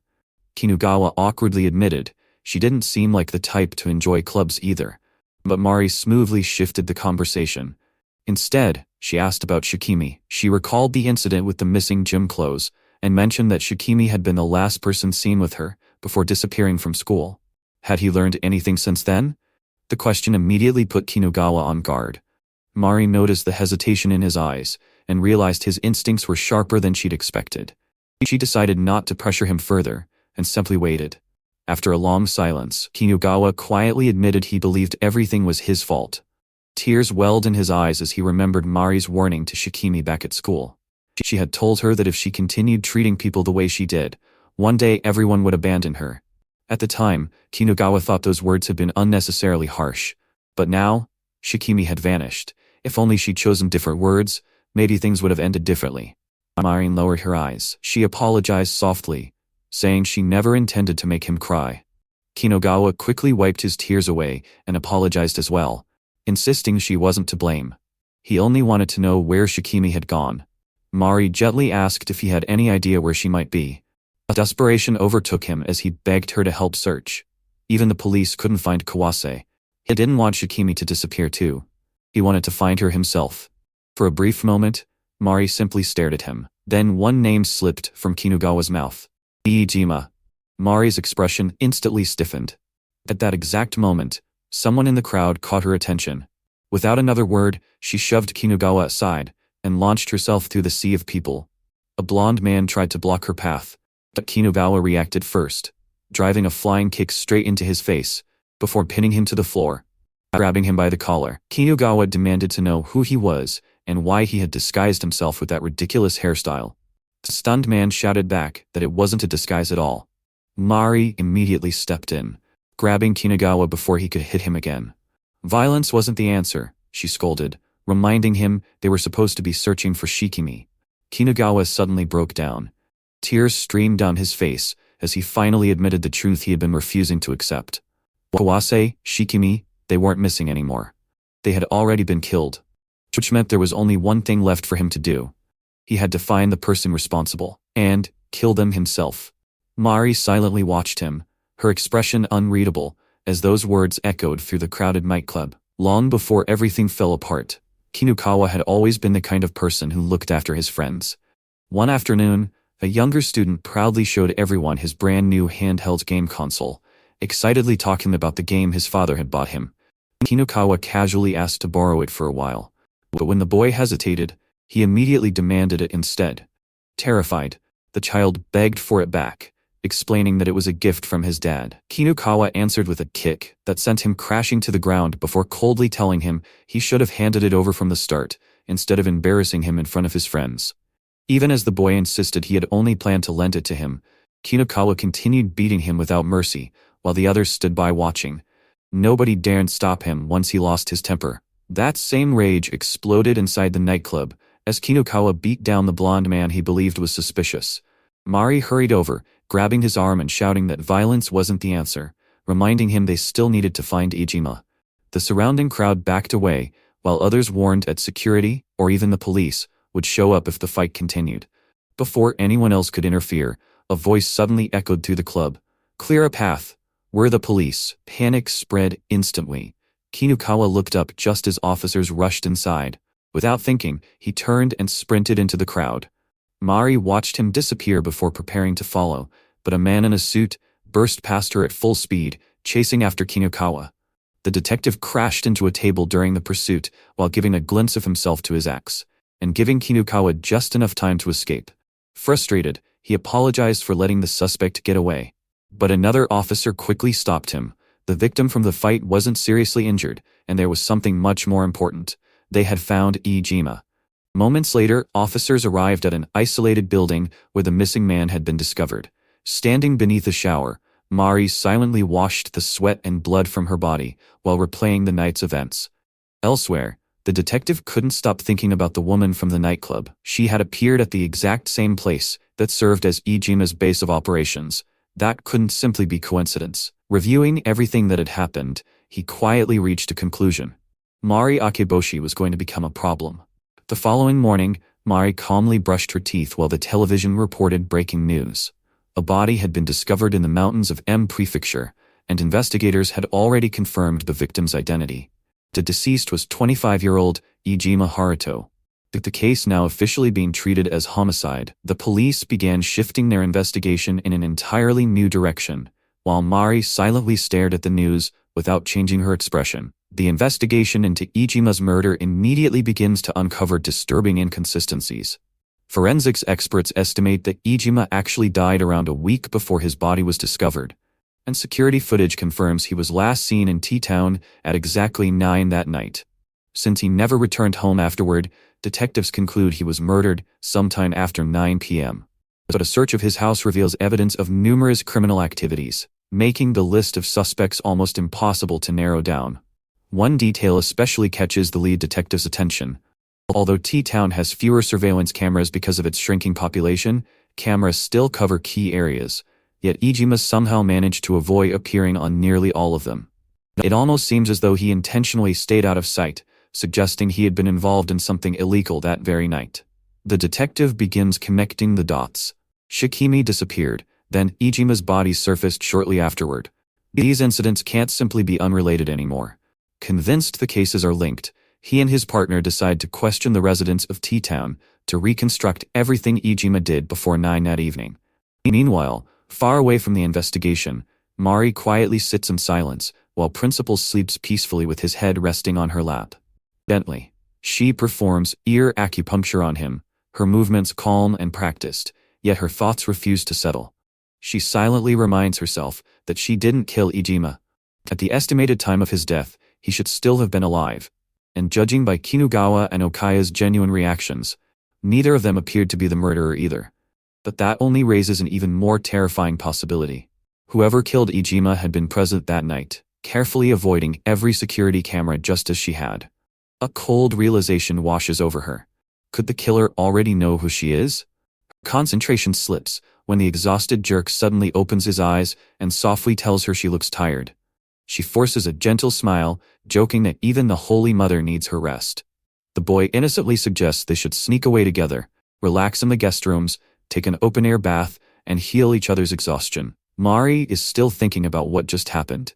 Without noticing that she's hurting the massive jerk underneath, Principal screams, bringing her back to senses. She quietly apologizes, stands up, and leaves the room in a hurry, while the confused Gunnar can only stare after her. Outside, she leans against the wall, breathing heavily, as tears begin forming in her eyes. Looking at her own reflection, she whispers to herself that it's already too late. Her reflection stares back with tear-filled eyes before she hardens her expression, silently ordering the weakness inside her to disappear. Be gone, coward. Elsewhere, Kinugawa explodes with uncontrollable rage after hearing about Iijima's death. Smashing through a storefront in frustration, he roars, "Who gave you the fucking permission to die off on your own?" His obsession burns hotter than ever. Not far away, the detectives continue reviewing the case. News spreads after a local resident claims their dog uncovered Iijima's body during a morning walk. But the lead detective isn't convinced. The disposal method is far too crude. If the killer had truly worked with Iijima, they would have hidden the body properly, or erased every trace like they did with Kawase. Instead, the corpse was buried carelessly beside a roadway, where anyone could eventually discover it. It almost feels less like a cover-up and more like a warning left by someone inexperienced. The killer doesn't behave like a professional at all. His partner wonders if that means the murders are unrelated, but before they can draw any conclusions, a heavy silence fills the room. If someone really knows everything that happened, exposing them could destroy everyone involved. The detective quietly considers another possibility. If the recent murder wasn't committed by an accomplice, then the real killer must be terrified right now, desperately trying to avoid being caught by the police. As the thought settles into his mind, his expression slowly changes. Rather than seeing only danger, he sees opportunity. Lowering his eyes to his phone, he quietly murmurs, "This could be a chance for us." Mari couldn't shake the feeling that something had changed. If Iijima had simply been killed over a personal grudge, it wouldn't concern her. But the timing was too perfect. He had disappeared while she was preparing her revenge against Shikimi, and someone had deliberately concealed his body until afterward. That person knew Iijima's connection to her plan, which meant the murderer might also know about her. If that was true, they would try to make contact. As if answering that thought, a timid student named Yashima knocked on the infirmary door, nervously asking if she could spare a few minutes. Mari warmly welcomed her inside, reassuring her that taking a short break from class was perfectly fine. Trembling with anxiety, Yashima confessed she had been hiding something ever since Kawase disappeared. She had been there that day. She had witnessed the place where Kawase vanished. Mari's heart skipped a beat, but she calmly listened as Yashima admitted she had been too terrified to tell the police because she feared becoming a suspect herself. For an instant, Mari wondered if the girl had seen everything. If she truly had, did she also know what Mari had done? Yashima broke down crying, blaming herself for staying silent all this time. Mari gently stepped closer, wrapped the frightened girl in a comforting embrace, and softly whispered that everything was okay. Stroking her head, she promised this would remain their little secret. Through tears, Yashima couldn't understand why Mari was being so kind after everything. Mari quietly told her she had known all along that Yashima wasn't a bad person. Even if she had made mistakes, she had already suffered enough because of them. But Yashima shook her head. She insisted she was still a terrible person. She had been wishing Kawase would never be found again. Thoughts like that kept invading her mind, and she hated herself for it. Mari silently listened. Deep inside, she understood exactly why the girl felt that way. Anyone pushed into the role of a victim could eventually reach the point where even murder no longer seemed impossible. Later, Mari replayed the conversation alone, her thoughts settling on a single word. Victim. Yashima worked a part-time job at a small convenience store. While helping customers, a rude young man mocked her for forgetting to add reward points to his purchase, loudly insulting her in front of everyone. Yashima quietly apologized and tried explaining the mistake, but the customer only became more aggressive, leaning over the counter and demanding she say something. Just as his shouting reached its peak, a sharp slicing sound echoed through the store. A man suddenly froze, blood spilling from a deep wound across his neck. Stumbling backward in shock, he clutched at the injury while Yashima stared at him in horror. Moments later, the scene abruptly returned to normal. The man was still standing there, alive, complaining that she should have apologized properly from the beginning before storming out of the store. Yashima remained frozen behind the counter, breathing heavily. The violent image had existed only inside her own mind. After the customer finally left, she tried calming herself. But another customer approached, politely asking for assistance. The woman mentioned she had a question. Then she quietly spoke a name that made Yashima's blood run cold, the Iijima Haruto incident. Yashima slowly looked up. Standing on the other side of the counter was Mari, calmly smiling as she finished her question. Could you kindly fill me in? Mari quietly drove Yashima away from the convenience store, and after a long silence, the girl finally asked the question that had been weighing on her mind. How had Mari known it was her? Mari calmly explained that only one kind of person could truly benefit from Iijima's death. A victim. Someone who had suffered enough to want him gone forever. Yashima had also mentioned another name during their earlier conversation, Akihiro Yuta, a former student who had suddenly stopped coming to school. That was what first drew Mari's attention.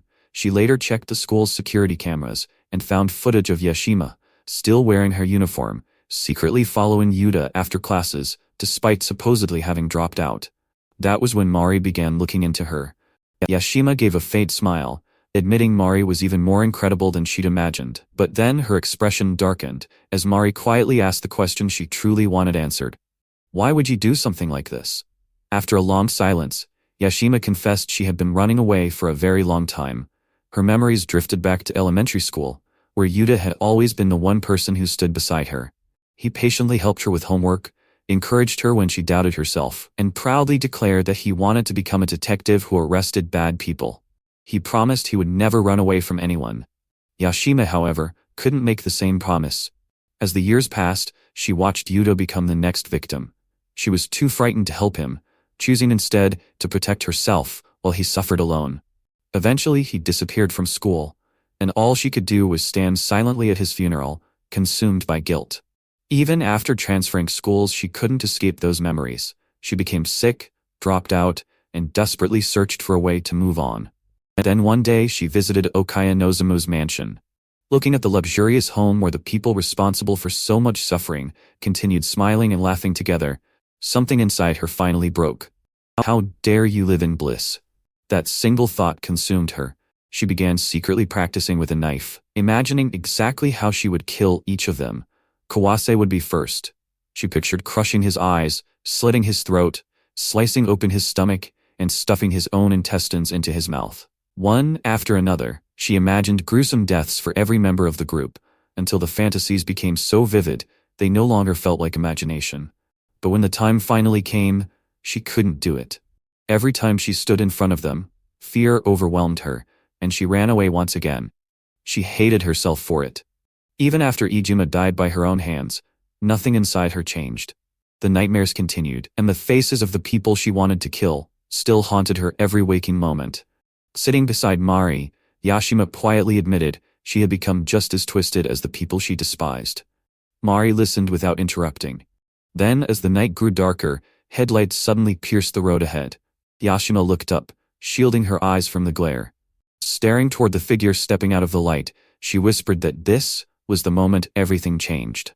The moment Mari Akiboshi appeared before her, Yashima quietly continued her confession, explaining that the night Mari appeared before her had completely changed her life. At first, she thought it was fate. Then, she wondered if it had been the work of a saint, or perhaps a devil.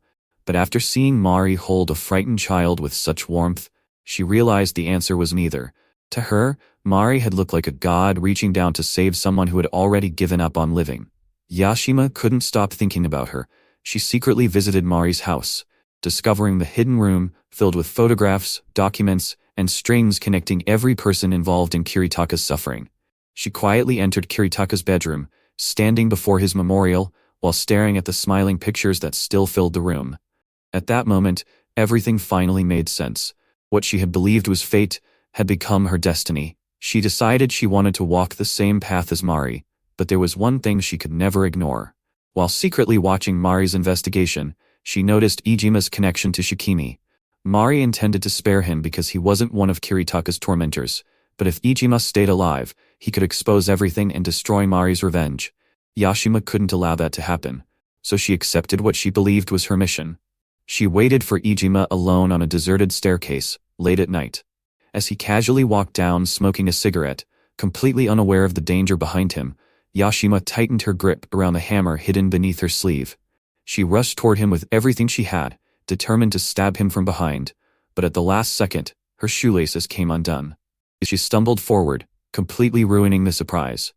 Ijima turned around in confusion, staring at the hooded girl charging toward him. Panicking, Yashima screamed and wildly swung the hammer anyway. Ijima easily blocked the attack and demanded to know who she was, but fear overwhelmed her. She lashed out over and over, slashing wildly, until one desperate swing finally cut deep across his throat. Blood burst into the air, as Ijima staggered backward in shock, before collapsing onto the concrete, staring at the body, as her hands trembled uncontrollably. She had actually done it. Terrified, someone would find her. She dragged the corpse toward Mari's parked car, struggling with every step because of its weight. Somehow she managed to load the body inside, before fleeing the scene. Looking at Mari through tearful eyes, Yashima quietly finished her confession. "That's how I killed him, Maria-sama." Then she lowered her head and smiled sadly. She didn't regret what she had done. If killing Ijima protected Mari's revenge, then she was willing to bear that sin. Gently clutching hand against her chest, she made one final request. "Please, use me in your revenge. That will be my redemption for Kiritaka-kun." After listening to Yashima's confession, Mari quietly opened the voice recorder on her phone. She had captured every word, calmly explaining that Yashima's confession, along with the knife she used, would be enough to convince the police she was responsible for Ijima's murder. Mari made it clear that she had no intention of involving her in the revenge.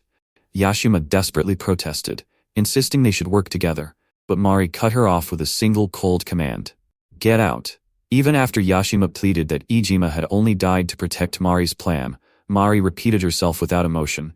"Didn't you hear me? Get out." Left standing alone outside the car, Yashima watched Mari drive away in silence. Meanwhile, Mari's thoughts grew heavier than ever. Someone else had become stained because of her revenge. If she had simply killed Ijima herself when she had the chance, perhaps none of this would have happened. Perhaps she could have prevented another innocent life from being consumed by hatred. Elsewhere, Yashima stood alone, forcing a trembling smile onto her face.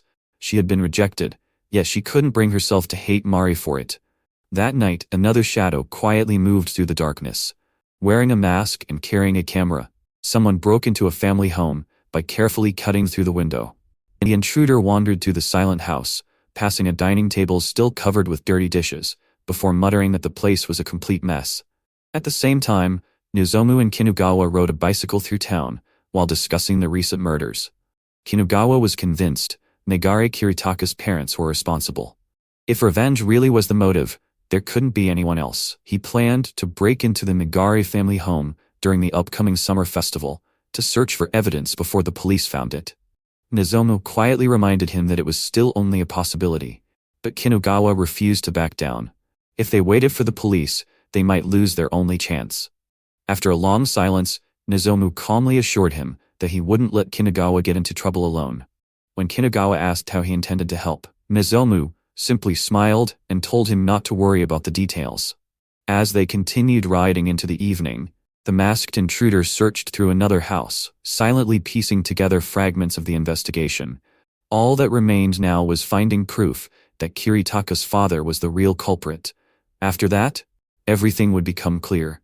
Elsewhere, Yashima stood on the balcony of her apartment, staring at a message on her phone. A photo had arrived from Kinugawa, showing the Nagare residence, along with a short message saying they were about to begin their investigation. Yashima's expression immediately changed. Gripping her phone tightly, she whispered to herself that she had to prove her worth. She had to show Mari that even someone as tainted as herself could still be useful. Without another moment's hesitation, she turned and rushed out into the night, determined to reach the Nagare house before anyone else. At that same moment, Detective Taichiro Nagare finished a phone call, unaware that several people were already converging on his home.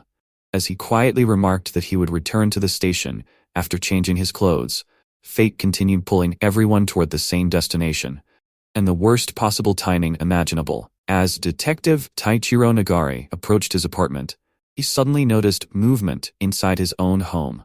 His eyes narrowed. Someone had broken in. At the same time, Yashima, who had been following the situation from a distance, immediately realized the disaster unfolding before her. If Kiritaka's father and the intruder meet, everything will be ruined. She couldn't allow that to happen.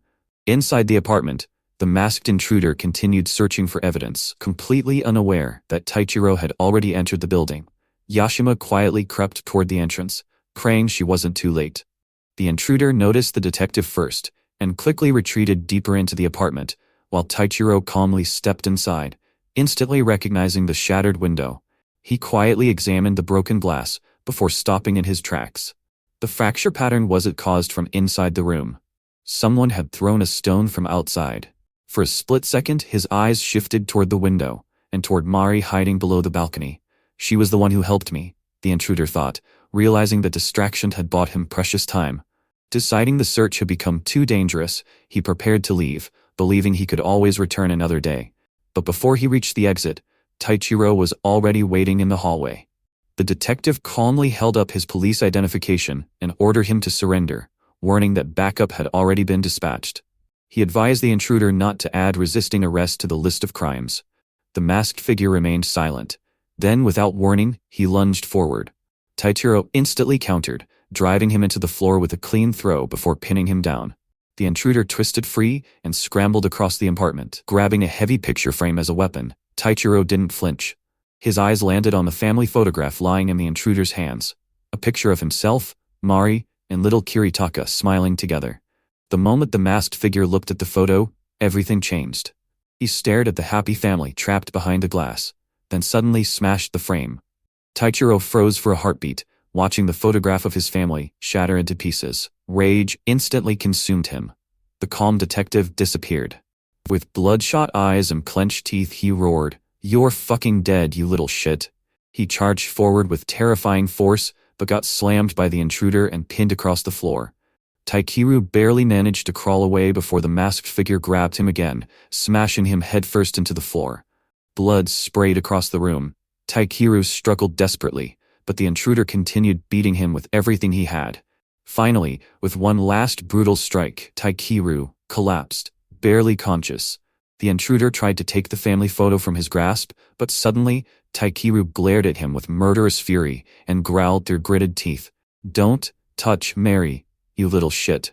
The masked intruder barely escaped Taichiro's relentless assault, throwing himself out the broken window before disappearing into the night. Taichiro, battered and bleeding, refused to let him get away, and immediately gave chase. Watching everything unfold from nearby, Yashima's mind raced. If Taichiro caught the intruder now, the entire revenge Mari spent years preparing could collapse. The masked figure stumbled through the apartment complex before spotting Yashima. Their eyes met for only a moment before he turned and fled. Yashima immediately ran in the opposite direction, drawing Taichiro's attention away from him. Panic consumed her as she sprinted through the streets. What should I do? Should I go to the police? No, that's impossible. If I go now, everything will fall apart. I never should have gone out tonight to bury Iijima. Lost in her thoughts, she suddenly realized the footsteps behind her had disappeared. Kinugawa was gone. Slowing down, she stopped beside a vending machine and bought a bottle of water, hoping to calm herself. Just as she took a drink, a familiar voice called out behind her. Kinugawa quietly asked if they could talk somewhere private. Mari froze.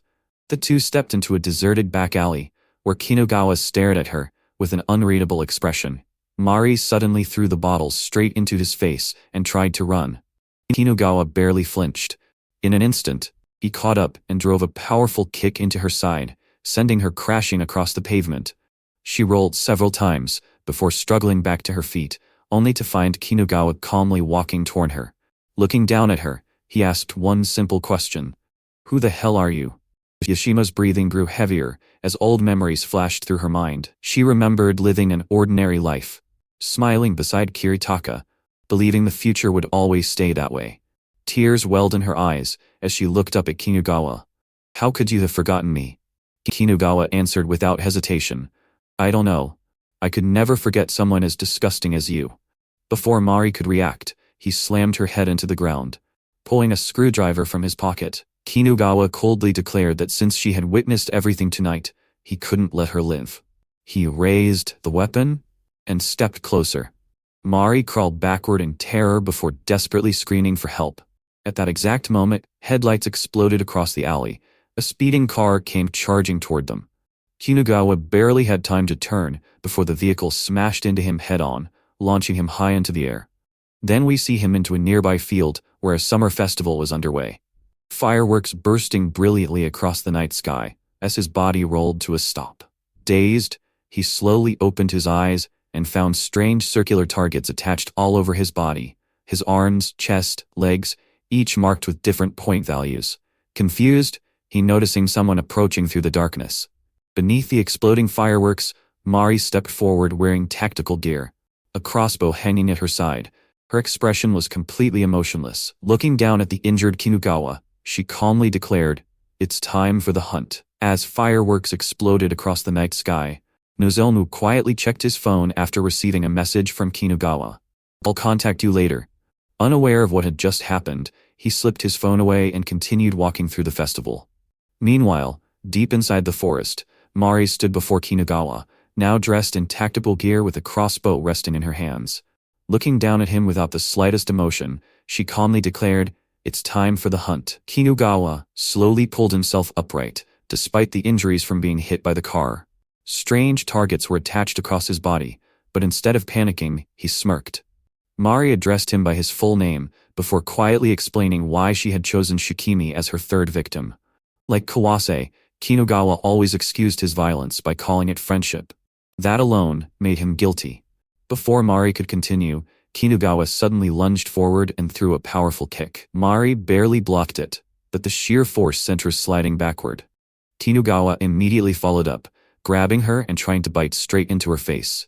Mari narrowly twisted away before driving a stun gun into his body, dropping him to the ground with a violent jolt of electricity. She calmly told him to take a short break while she explained the rules. Kinugawa struggled back onto his hands and knees, glaring at her. Mari assumed he was still suffering from being struck by the car, but he cut her off with a single curse, refusing to listen. Instead, he asked the question that mattered most. "You're the one who killed my friends, right?" Mari answered honestly. Yes. She admitted that Kawase and Shikimi were dead, but before she could continue, Kinugawa interrupted again. "Why did you kill them?" Mari quietly replied that everything she had done was necessary. She then played a recording from her phone, the conversation between Nozomu and Kinugawa, where they had discussed the possibility that Kiritaka's parents were behind the disappearances. Kinugawa immediately recognized his own voice. Mari calmly revealed the truth. She was Nagare Kiritaka's mother. She had infiltrated the school as the nurse, specifically to carry out her revenge. Kinugawa nodded, as if everything finally made sense. Then his expression twisted into anger. So, she had murdered his friends over something so trivial. He cursed Kiritaka, calling him nothing more than a nuisance who had constantly gotten in their way. Even after dying, he claimed, Kiritaka had dragged everyone else down with him. Kawase hadn't even died because of Mari. He had been run over by a truck right in front of them without their permission. And now the real culprit was trying to pin everything on them. Furious, Kinugawa demanded to know if Mari understood how much trouble she had caused. Mari quietly lowered her crossbow. That was enough. If that was truly the conclusion he had reached, there was nothing left to discuss. She admitted he probably wouldn't understand the rules anyway, so she simply announced that the hunt would begin now. If Kinugawa could survive until the fireworks ended, she would consider it his victory. Until then, the forest belonged to her. Then a crossbow bolt pierced straight through his cheek, instead of striking one of the targets attached to his body. Without another word, Kinugawa spun around and bolted into the trees. As he disappeared into the darkness, Mari silently watched him go. She could already read exactly what he was thinking. He planned to pretend he was running away, lure her into chasing him, then ambush her the moment she let her guard down. He was already imagining himself avenging Kawase and Shikimi. But Mari never moved. Staring into the darkness, she quietly whispered to herself that she'd already read him completely. Then, as Kiritaka's face filled her thoughts once more, her expression turned cold. You, who humiliated my child, shan't deserve a peaceful death.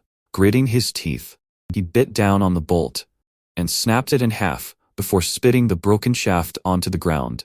Without hesitating, he charged through the trees, intending to catch Mari at close range. Standing among the trees, she calmly called out his name, telling him that if he came out now and sincerely apologized, Sensei wouldn't be angry anymore. Although Kiritaka's mother probably still would be. Kinugawa ignored the taunt and climbed into a tree, waiting for the perfect moment. As Mari walked beneath him, he suddenly leaped down from above. She reacted instantly, firing another bolt straight at him. Kinugawa couldn't dodge in midair, and the arrow drove into one of his ear before he crashed onto the ground. Refusing to stay down, he immediately pulled the bolt free and glared at Mari. She quietly muttered, "Boo," before lowering the crossbow. It had been far too easy. Since he insisted on destroying every arrow she fired, she decided to give him another chance. Without taking her eyes off him, she calmly reloaded another bolt. Kinugawa snapped the arrow lodged in his shoulder, tossed it aside, and slowly backed away into the forest. Mari simply watched him leave, without giving chase. Moving carefully through the darkness, Kinugawa searched for another opportunity until something familiar appeared in front of him. He had unknowingly wandered back to the abandoned mansion where Kiritaka had once lived. The sight made him stop. At almost the same moment, Nozomu looked down at his phone during the festival. More than 30 minutes had passed since Kinugawa's last message. He still hadn't contacted him again. Beside him, Ajiki nervously wondered if Kinugawa had been caught by the police after all. Nozomu quietly shook his head. No, the plan worked. The GPS application he had secretly installed on all of their phones was finally paying off. Smiling faintly, he watched Kinugawa's location moving across the map in real time. Their trap had already been triggered. Looking toward Ajiki, Nozomu calmly slipped his phone back into his pocket and smiled. Well then, shall we start the chase? As Nozomu and Ajiki sped toward Kinugawa's location, Ajiki casually remarked that Nozomu's family really was absurdly rich, watching the luxury car race through the night. Still staring at the GPS on his phone, Nozomu quietly admitted he hoped Kinugawa was still alive. Ajiki frowned before asking something that had always bothered him. Did Nozomu actually think of them as friends? Nozomu answered without hesitation. I do. But when Ajiki asked what a friend meant to him, Nozomu calmly replied, an ally. Friends and allies were essentially the same thing. Ajiki laughed, pointing out that Nozomu never seemed interested in people themselves, only in the roles they played. After a brief silence, he asked the question he truly wanted answered. Why did Nozomu seem to enjoy this entire situation while everyone around him kept dying?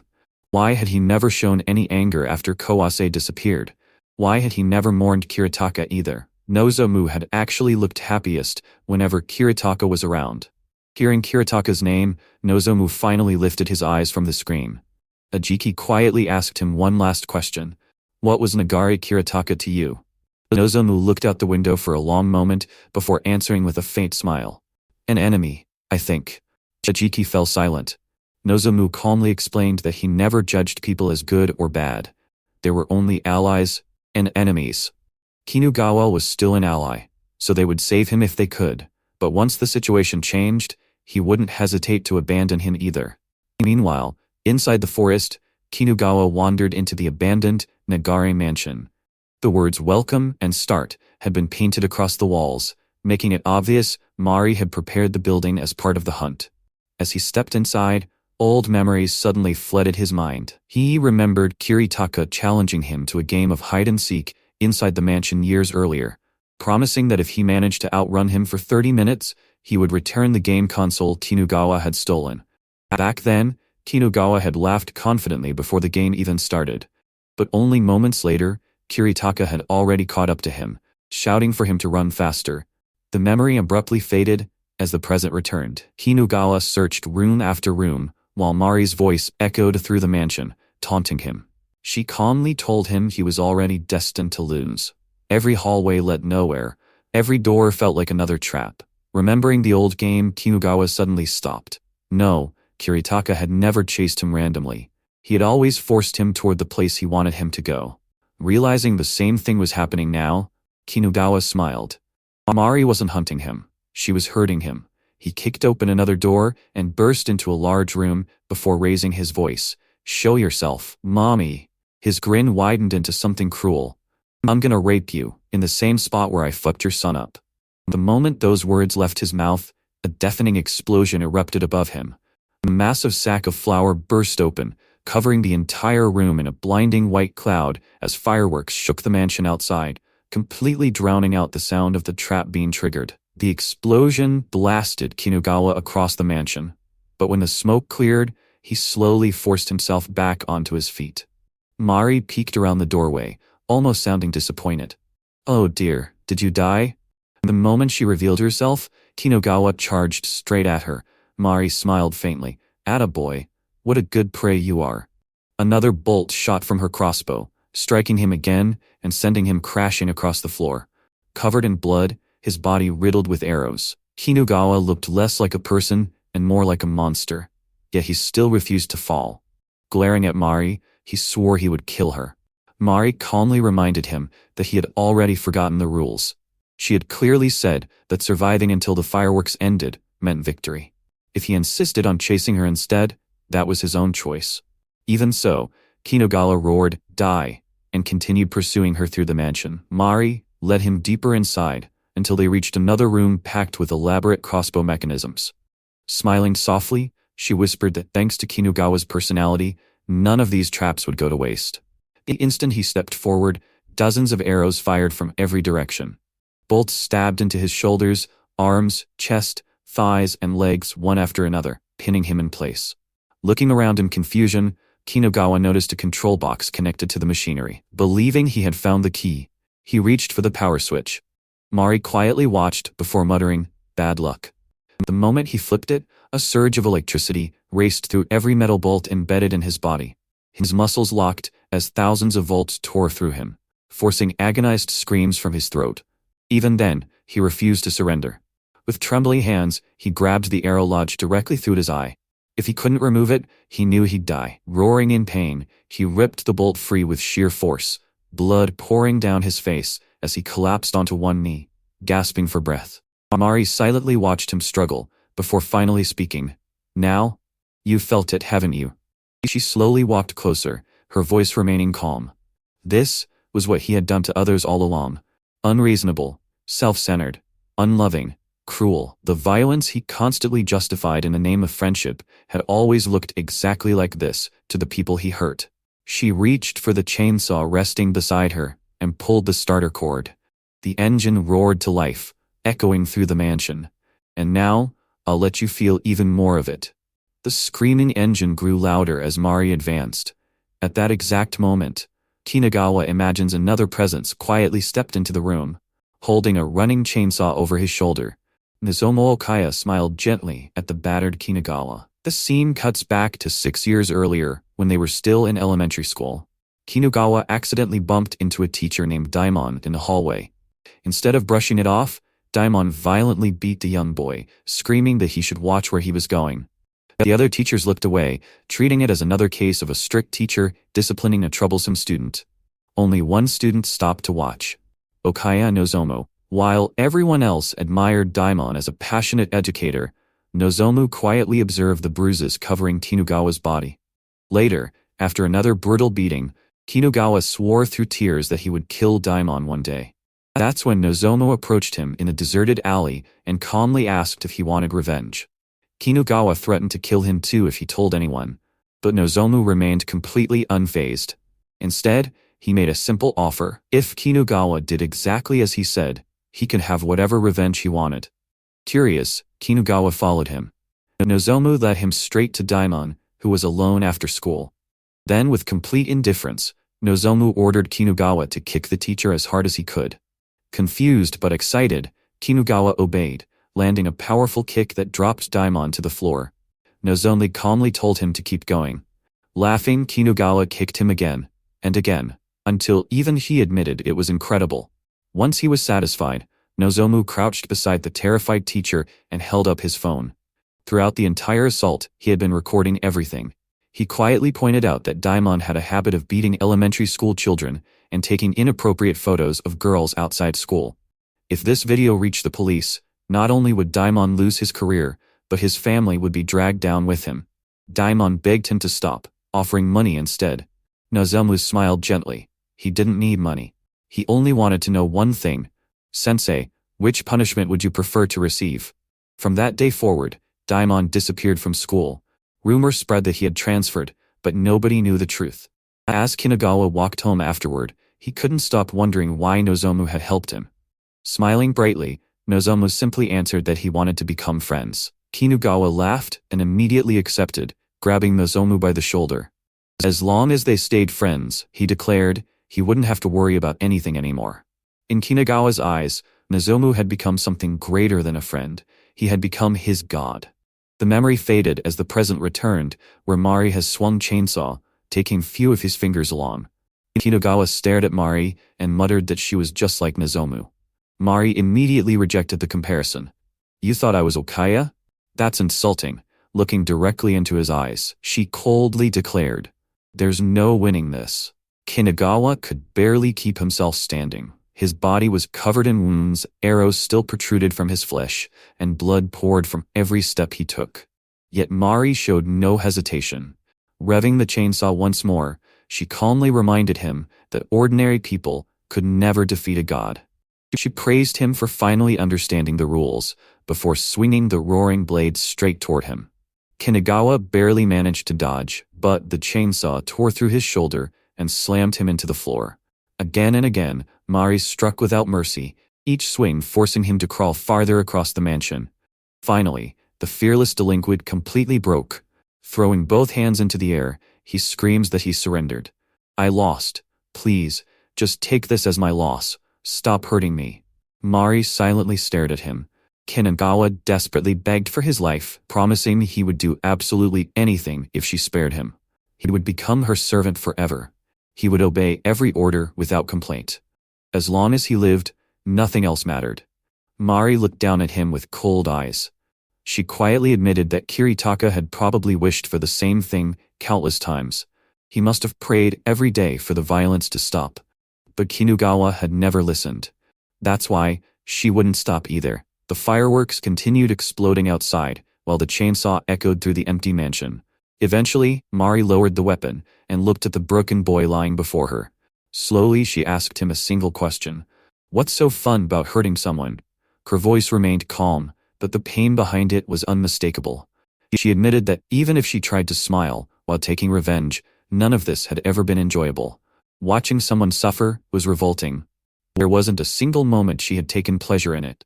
Yet people like Kinagawa had always laughed while tormenting others.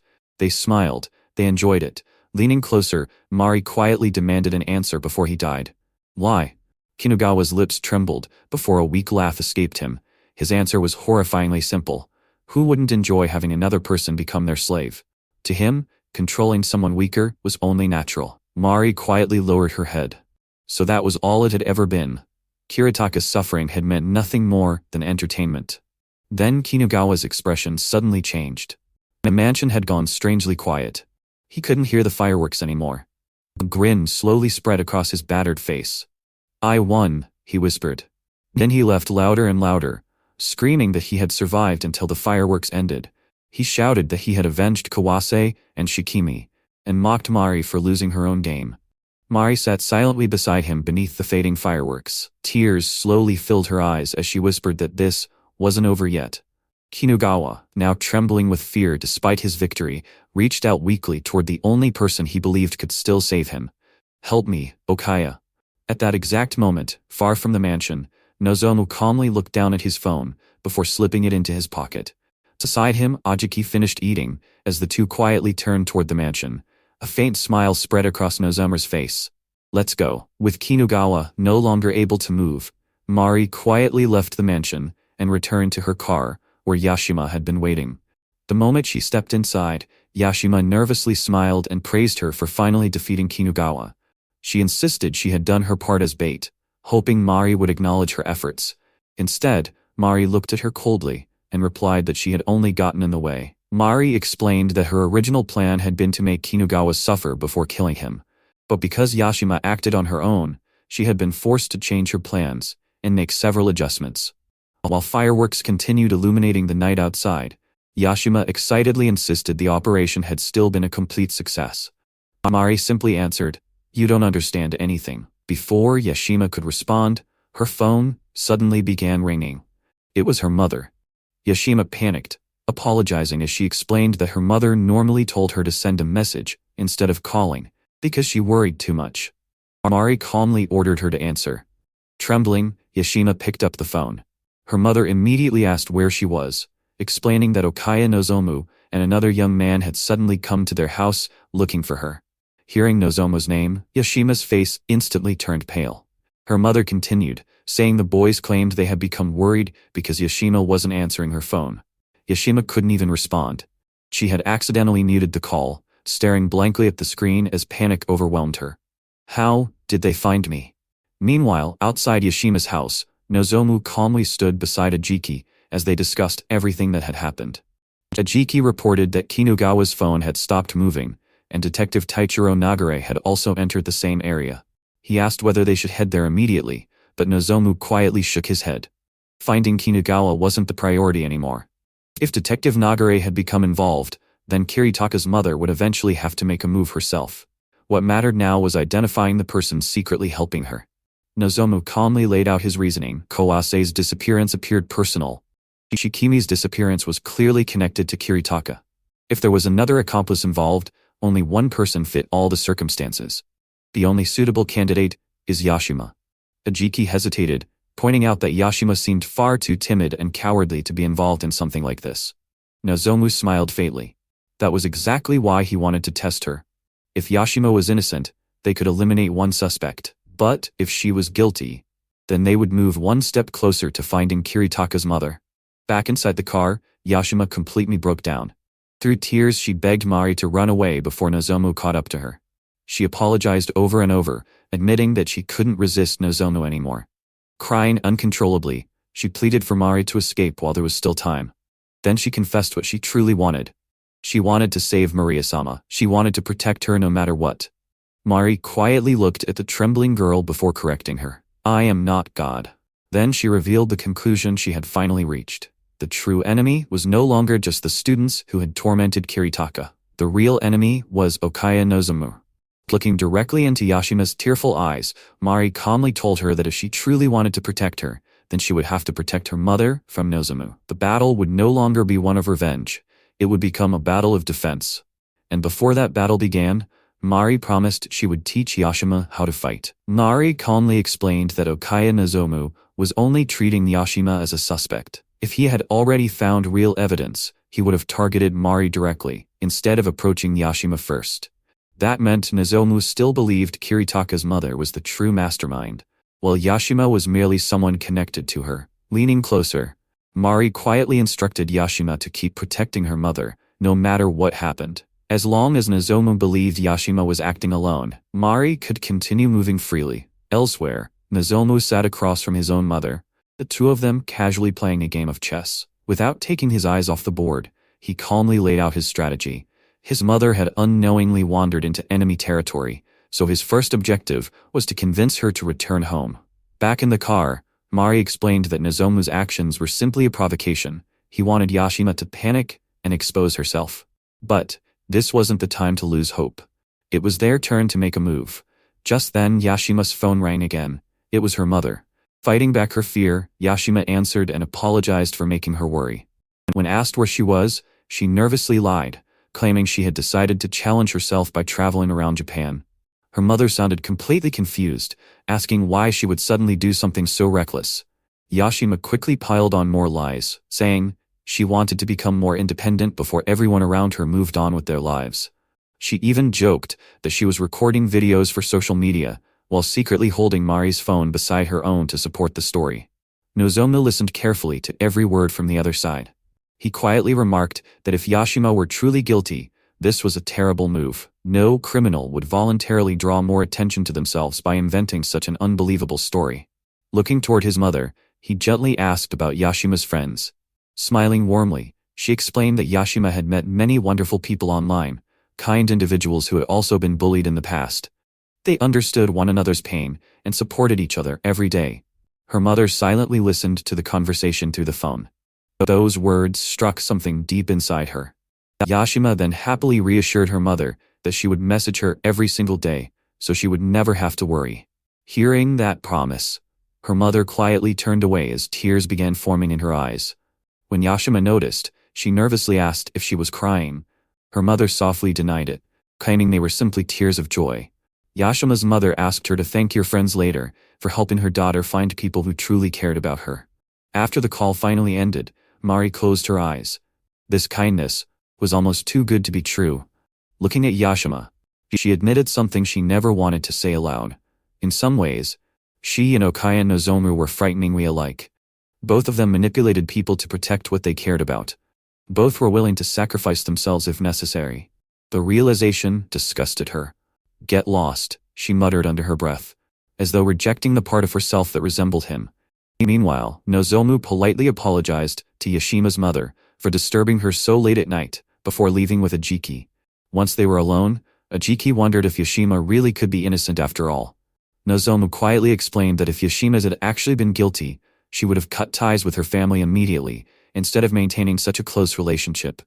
That conversation convinced him of one thing: Yashima wasn't the mastermind. As Mari drove through the night, Yashima suddenly burst into tears. She admitted she had imagined an entirely different future for herself, one where Kiritaka was still alive, where nobody's family had to suffer like this, and where she never became entangled in revenge. Wiping her eyes, she apologized for crying. Mari gently interrupted her. There was still one final thing they needed to do tonight. Pulling up beside a quiet house, she opened the car door and calmly told Yashima to come out. Looking at the isolated home before them, Mari quietly declared that Yashima would be staying there until everything was over, safe and completely hidden from Okaya Nozomu. Yashima's first night in Mari's house felt less like being protected and more like being imprisoned. Mari had tightened security around the property because of her, making it clear that she wasn't allowed to leave until everything was over. After taking a bath, Yashima noticed the towel Mari had prepared for her and immediately froze. The towel carried Mari's scent, and the thought of using it made her face burn bright red. She apologized over and over to Kiritaka in her mind, ashamed that she could even imagine something so inappropriate about his mother. She convinced herself she was hopeless, yet no matter how guilty she felt, she couldn't stop thinking about Mari's kindness.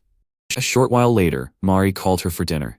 The table was filled with homemade dishes, including tamagoyaki, fried horse mackerel, tempura, and a side dish made from salted plums mixed with chopped perilla leaves. Before eating, the two quietly folded their hands and thanked Kiritaka for the meal. As they ate together, Yashima admitted she no longer believed she could accomplish anything on her own. The only way she could be useful now was by following Mari's instructions. Mari calmly shook her head. She understood why Yashima felt that way. but relying entirely on someone else would only turn her into another burden. Mari laid out several conditions if Yashima truly wanted to help. The first completely caught her off guard. "I want you to become a hacker." Yashima stared blankly as Mari opened a computer and explained her plan. She wanted Yashima to study information security, earn professional certifications, and begin by learning through legal hacking simulators. Mari had already gathered textbooks, study materials, and everything else she would need. Yashima asked why Mari was giving someone like her such an opportunity. Mari smiled gently. "Because I believe you can do it." Those simple words overwhelmed Yashima. Tears filled her eyes as she repeatedly thanked Mari, promising she would work as hard as she possibly could. Mari quietly wished her good night before leaving the room, reminding her not to push herself too hard. Alone in the bath later that night, Mari reflected on her decision. Even keeping Yashima inside the house couldn't erase the damage bullying had done to her self-esteem. If she wanted Yashima to stop depending entirely on others, she needed to give her something she could accomplish through her own efforts. That's why she had chosen information security. She believed earning those qualifications would slowly restore the confidence bullying had stolen from her. Lying alone in the water, Mari's thoughts drifted back to Kiritaka once again. If only someone had protected him from Kinugawa. If only Taichiro had understood that Kiritaka's death wasn't his fault. If only everything had happened differently, perhaps they could all still have been together. But those wishes belonged to a world that no longer existed. The burden of those sins belonged to her alone. She had already accepted that she no longer had anything left to lose. Elsewhere, Taichiro Nagare lay quietly in a hospital bed, recovering from his injuries. The room remained silent until someone slowly stepped inside. As Taichiro opened his eyes, he looked toward the visitor standing beside his bed, and wondered who had come to see him. Taichiro slowly opened his eyes, only to find Inspector Reiji Taijiro standing beside his hospital bed, holding a bouquet of funeral chrysanthemums. Taichiro immediately frowned, asking if he was seriously trying to mock him while he was still alive. Reiji smiled and casually replied that he had simply brought flowers to mourn Taichiro's career, though it seemed the stubborn detective had refused to die just yet. The conversation quickly turned serious. Taichiro revealed that the masked intruder he fought inside his apartment was Yuta Akihiro, Shikimi's childhood friend. By analyzing Kinugawa's phone after the incident, the police had discovered that Yuta had secretly arranged to meet Kinugawa on the night everything happened. However, despite that connection, there was still no direct evidence linking Yuta to Kinugawa's group or to the disappearances. Reiji quietly accepted the report before preparing to leave, assuring Taichiro that the rest would be handled by the investigation team. But Taichiro stopped him. There was one case he had never been able to forget, the hit and run connected to his son's attempted suicide 2 years earlier. He reminded Reiji that he had been removed from the investigation because of his relationship to the victim, while Reiji himself had overseen the case.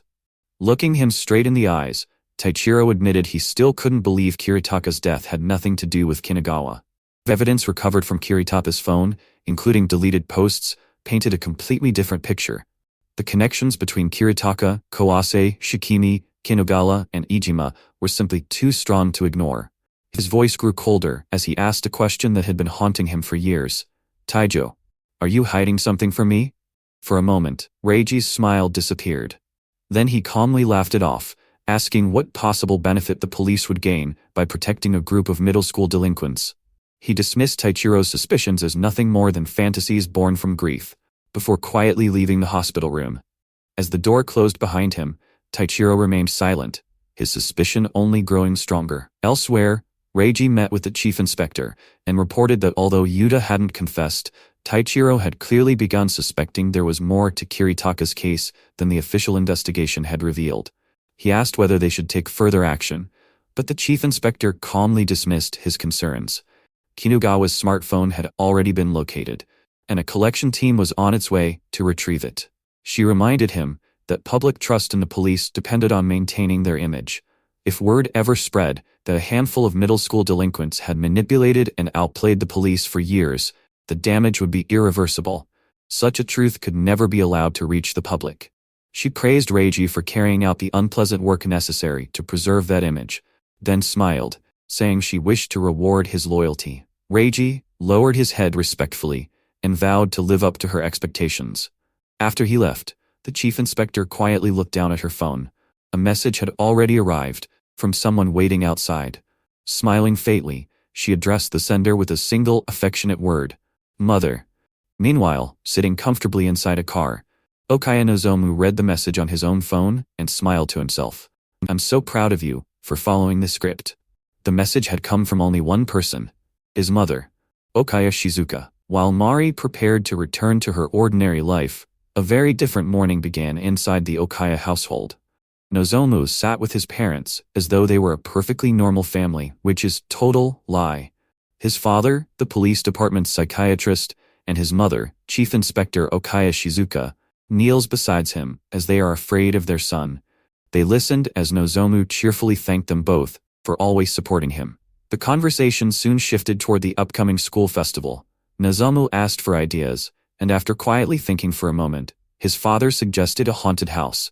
Shizuka calmly pointed out that the spring festival would attract executives from major corporations, making it the perfect opportunity for students to build valuable connections for their future careers. As an apology for accidentally stabbing her earlier, she even promised to use her influence to help. Nozomu first injured her mother, and then smiled warmly, fed his injured mother a grape with his own hand, and thanked her for everything before wishing both of his parents good night. Left alone, his father hesitantly asked Shizuka if she truly intended to keep running away from Nozomu's abnormal behavior. Shizuka quietly admitted she hadn't abandoned hope. No matter what kind of monster he became, he was still their son. Rather than giving up on him, they had to keep trying to love him. Elsewhere, Mari woke after finally getting a proper night's sleep. She had expected to sleep much longer, but since Yashima had been staying in the house, her body naturally returned to its old routine. Curious, she walked to Yashima's room and gently opened the door.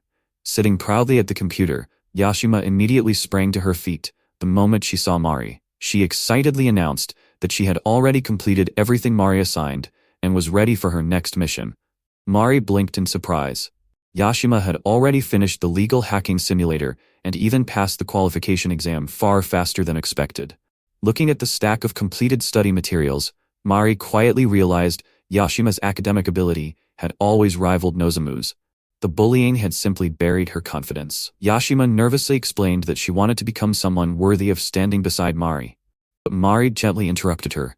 Instead of constantly throwing herself into revenge, she wanted Yashima to focus on something much simpler first: housework. Yashima stared in confusion as Mari explained that revenge required both a healthy body and a healthy mind. Supporting someone else's daily life was just as important as fighting. If she truly wanted to help, then learning to cook, clean, do laundry, and maintain a proper routine would become part of her training as well. She happily accepted the task, promising to support Mari's lifestyle with everything she had. Mari couldn't help smiling at the girl's enthusiasm, quietly admitting to herself that this was unexpectedly throwing her off balance. Before long, summer vacation came to an end. The first day of the new school term finally arrived, and Mari once again walked through the school gates, wearing the gentle smile everyone had come to trust. Students greeted her warmly from every direction, thanking her for taking care of them before the break. Mari politely returned every greeting as though nothing had changed. Then, through the crowd, a familiar voice called out behind her. Turning around, Mari found herself face to face with Nozomu once again. Smiling as pleasantly as ever, he welcomed her back and said he was looking forward to working with her during the new semester. Mari calmly returned the smile. "The pleasure is mine as well." The battle between them had only just begun. With the cultural festival only a day away, Mari quietly walked through the school, reflecting on how much a revenge had been delayed. She had originally planned to kill Kinugawa during the summer, but Yashima's interference had forced her to change course. Even so, she reminded herself that tomorrow's festival would present another opportunity. As she made her rounds, she stopped to thank a male teacher who had been helping students prepare for the event. Watching him interact with everyone, Mari commented that he seems like a genuinely good person. The teacher smiled awkwardly and admitted that, despite appearances, things had actually been surprisingly peaceful since Kinugawa's group disappeared. Mari's expression subtly changed. The teacher went on to confess that he had never personally met Kawase or Kinugawa, but he had always heard they were notorious troublemakers. He couldn't understand why everyone seemed relieved by their disappearance. To him, they were still children who deserved guidance. Remembering how new teachers were often assigned the most difficult students, he asked why people simply gave up on delinquents instead of trying to help them. Mari quietly questioned whether his time wouldn't be better spent supporting students who genuinely worked hard. The teacher admitted he had heard the same advice from senior staff, but he couldn't bring himself to accept it. No matter how hopeless a child seemed, he believed educators had a responsibility to help them find a path toward redemption. Instead of abandoning them, schools should create opportunities for them to participate alongside everyone else. Hearing those words, Mari fell silent. She couldn't deny that he sounded exactly like the kind of teacher she had once wanted to become. But after everything that had happened to Kiritaka, she no longer believed she was worthy of calling herself an educator. The next day, the St. Spring Academy Cultural Festival finally began. Watching students laugh as they entered through the front gate, Mari quietly wished they could enjoy the festival in peace. Before she could lose herself in those thoughts, Nozomu cheerfully approached and greeted her, inviting her to join the student council's cosplay tea gathering. Just then, Yashima hurried over, excitedly announcing that she would be participating as well. Mari hesitated for a moment before quietly agreeing to come. Inside the student council room, everyone gathered around a table decorated for the festival. The event's rules were simple. Groups of 4 would spend 10 minutes together discussing a randomly assigned topic before rotating to another table. Nozomu smoothly introduced everyone, presenting himself, Vice President Ajiki, Yashima, and Mari to the group, before revealing the discussion topic. What did you do during summer vacation? Ajiki jokingly answered that he had gone to watch fireworks, while Nozomu smiled and claimed he had spent the break helping with student council work. Mari quietly listened, realizing the entire conversation flowed naturally, despite actually being an interrogation disguised as casual small talk. When it was her turn, she calmly replied that there wasn't anything particularly exciting worth mentioning. Nozomu smiled and remarked that perhaps she had simply spent her time relaxing. The conversation continued pleasantly as he casually shifted to Yashima, asking whether she had traveled anywhere during the break. Flustered, Yashima nervously repeated the same story she had told her mother, claiming she had gone sightseeing around Japan. Nozomu laughed warmly and commented that she had probably traveled somewhere close enough to return before school resumed. Yashima quickly apologized for being vague, while Mari quietly watched the exchange without interrupting. Everything Nozomu asked sounded innocent, yet every word was carefully designed to test whether Yashima's story would remain consistent. As the discussion came to an end, Nozomu thanked everyone for participating and smiled at Mari. He sincerely hoped they could enjoy tomorrow's cultural festival together as well. Mari politely returned the smile, fully aware that beneath his friendly demeanor, he had been probing for weaknesses the entire time. Elsewhere, Inspector Reiji Taijo received a report that the school had once again received anonymous bomb threats. Without changing his expression, he dismissed them as the work of attention-seeking pranksters. The cultural festival was finally underway, and for the first time in weeks, Yashima looked genuinely happy. Proudly presenting the lunch she had prepared herself, she eagerly showed Mari a homemade roast chicken cafe-style sandwich bento, complete with sausages, kiwi, marinated vegetables, and carefully arranged side dishes. Mari warmly praised her cooking, telling her how much she had improved in such a short time. Yashima realized this was probably what Yuta had always wanted for her, to become someone strong enough to control herself, instead of giving in to fear. Looking out over the lively festival, Mari quietly reflected on the conversation she had with the young teacher the previous day. If people became bullies because they were weak, then perhaps an adult's duty wasn't simply to punish them, but to guide them toward redemption. She had been capable of doing that for Kinugawa, yet she chose revenge instead. Those thoughts were interrupted when the school director called her over. Waiting outside his office was Chief Inspector Okaya Shizuka.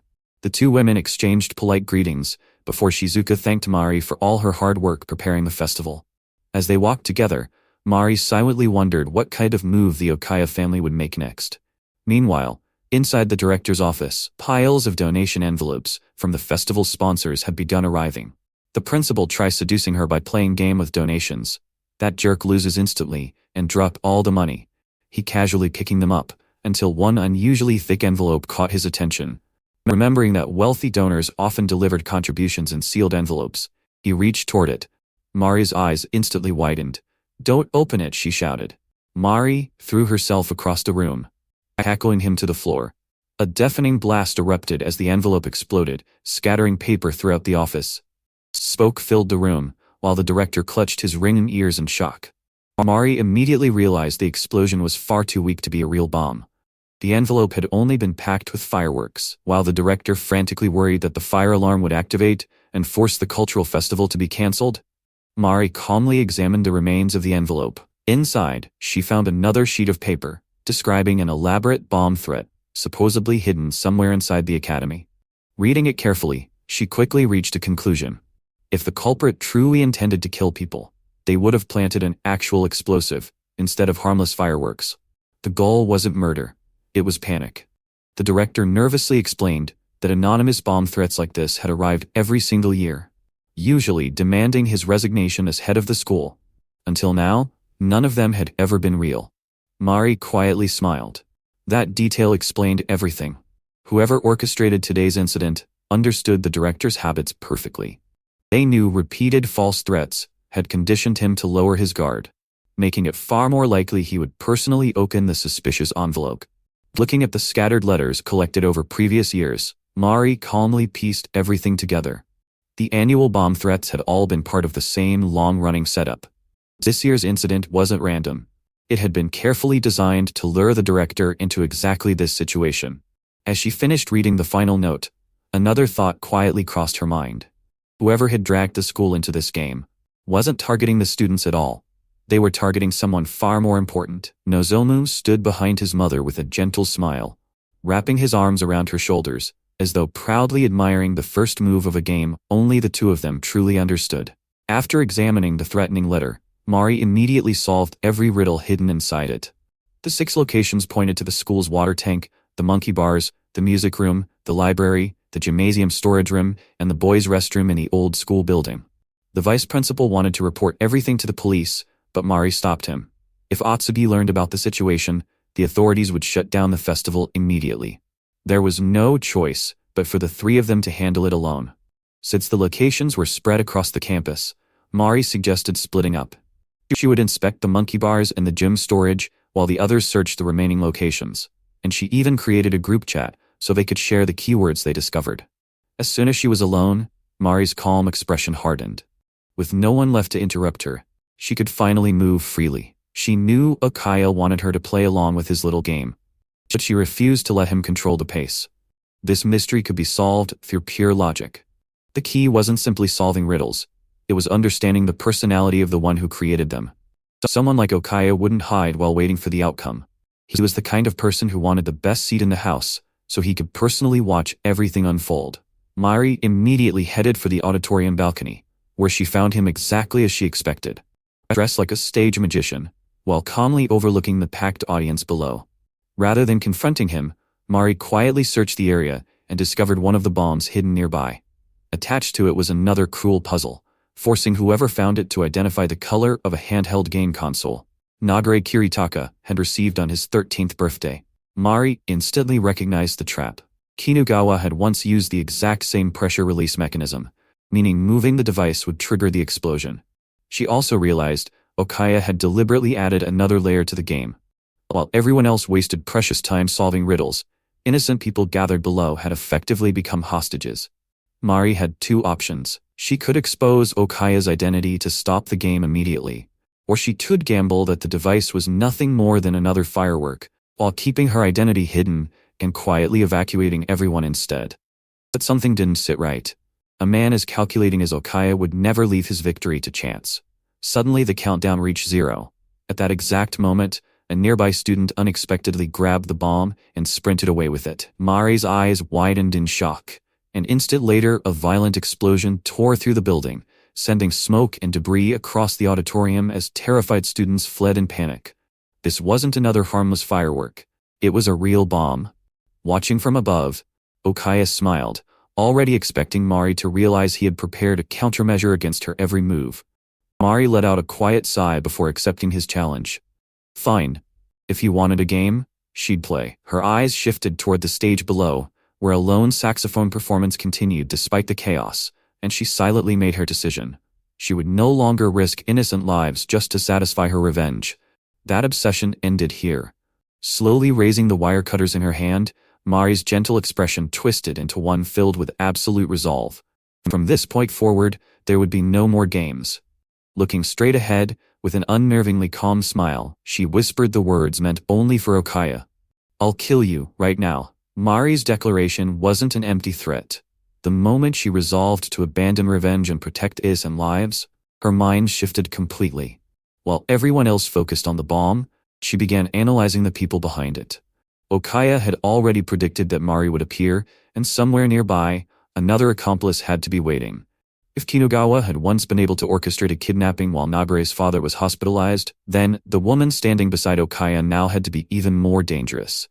There was only one person who fit that role, Nagare's own mother. Instead of pretending ignorance, Mari silently accepted the possibility that the woman would attack her the instant she revealed herself. Meanwhile, Okaya calmly explained his own contingency plans. If Mari chose violence, they could immediately have her arrested. If she refused to act, they could investigate her instead. Even if evidence surfaced against them, they could shift the blame onto Kinugawa. And to guarantee complete obedience, they had already taken another hostage. Nagare Taichiro, who was still hospitalized, was now under their control through a subordinate waiting there.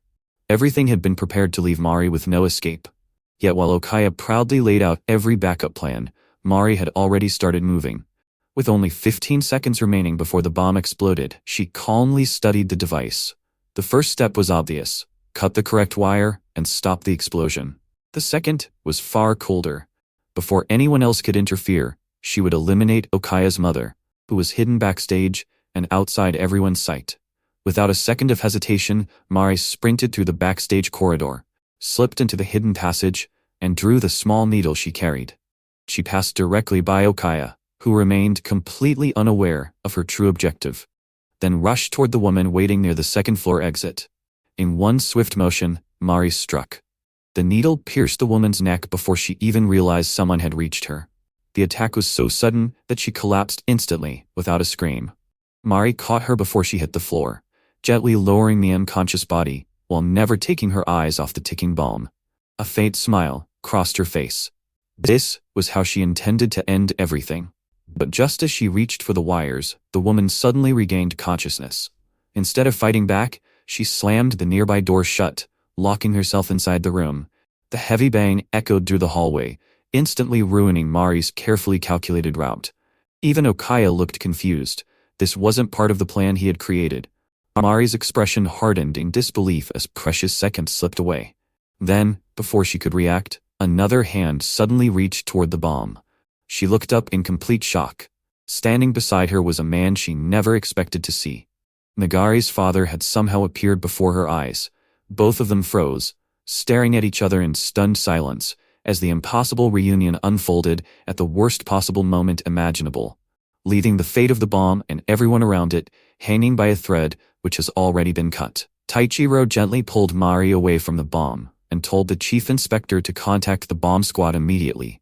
Mari silently watched him, unable to understand why he had suddenly appeared, or what he was truly trying to accomplish.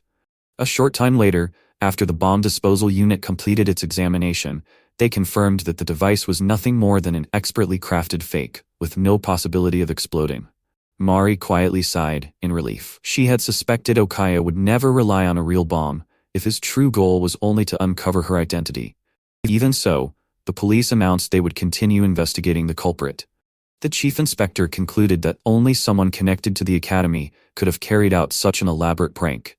Before he could continue, Principal slammed his fist onto the table, glaring at the officers.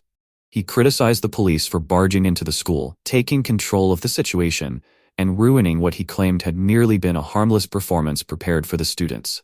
According to him, the fake bomb had been part of a special event organized by the staff, but the police's interference had turned everything into chaos.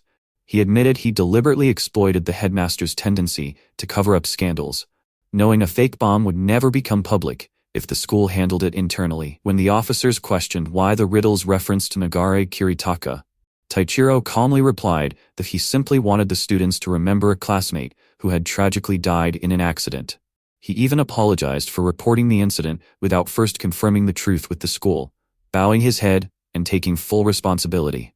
The chief inspector wasn't convinced and angrily demanded answers about the students who had been missing for months, especially Kawase.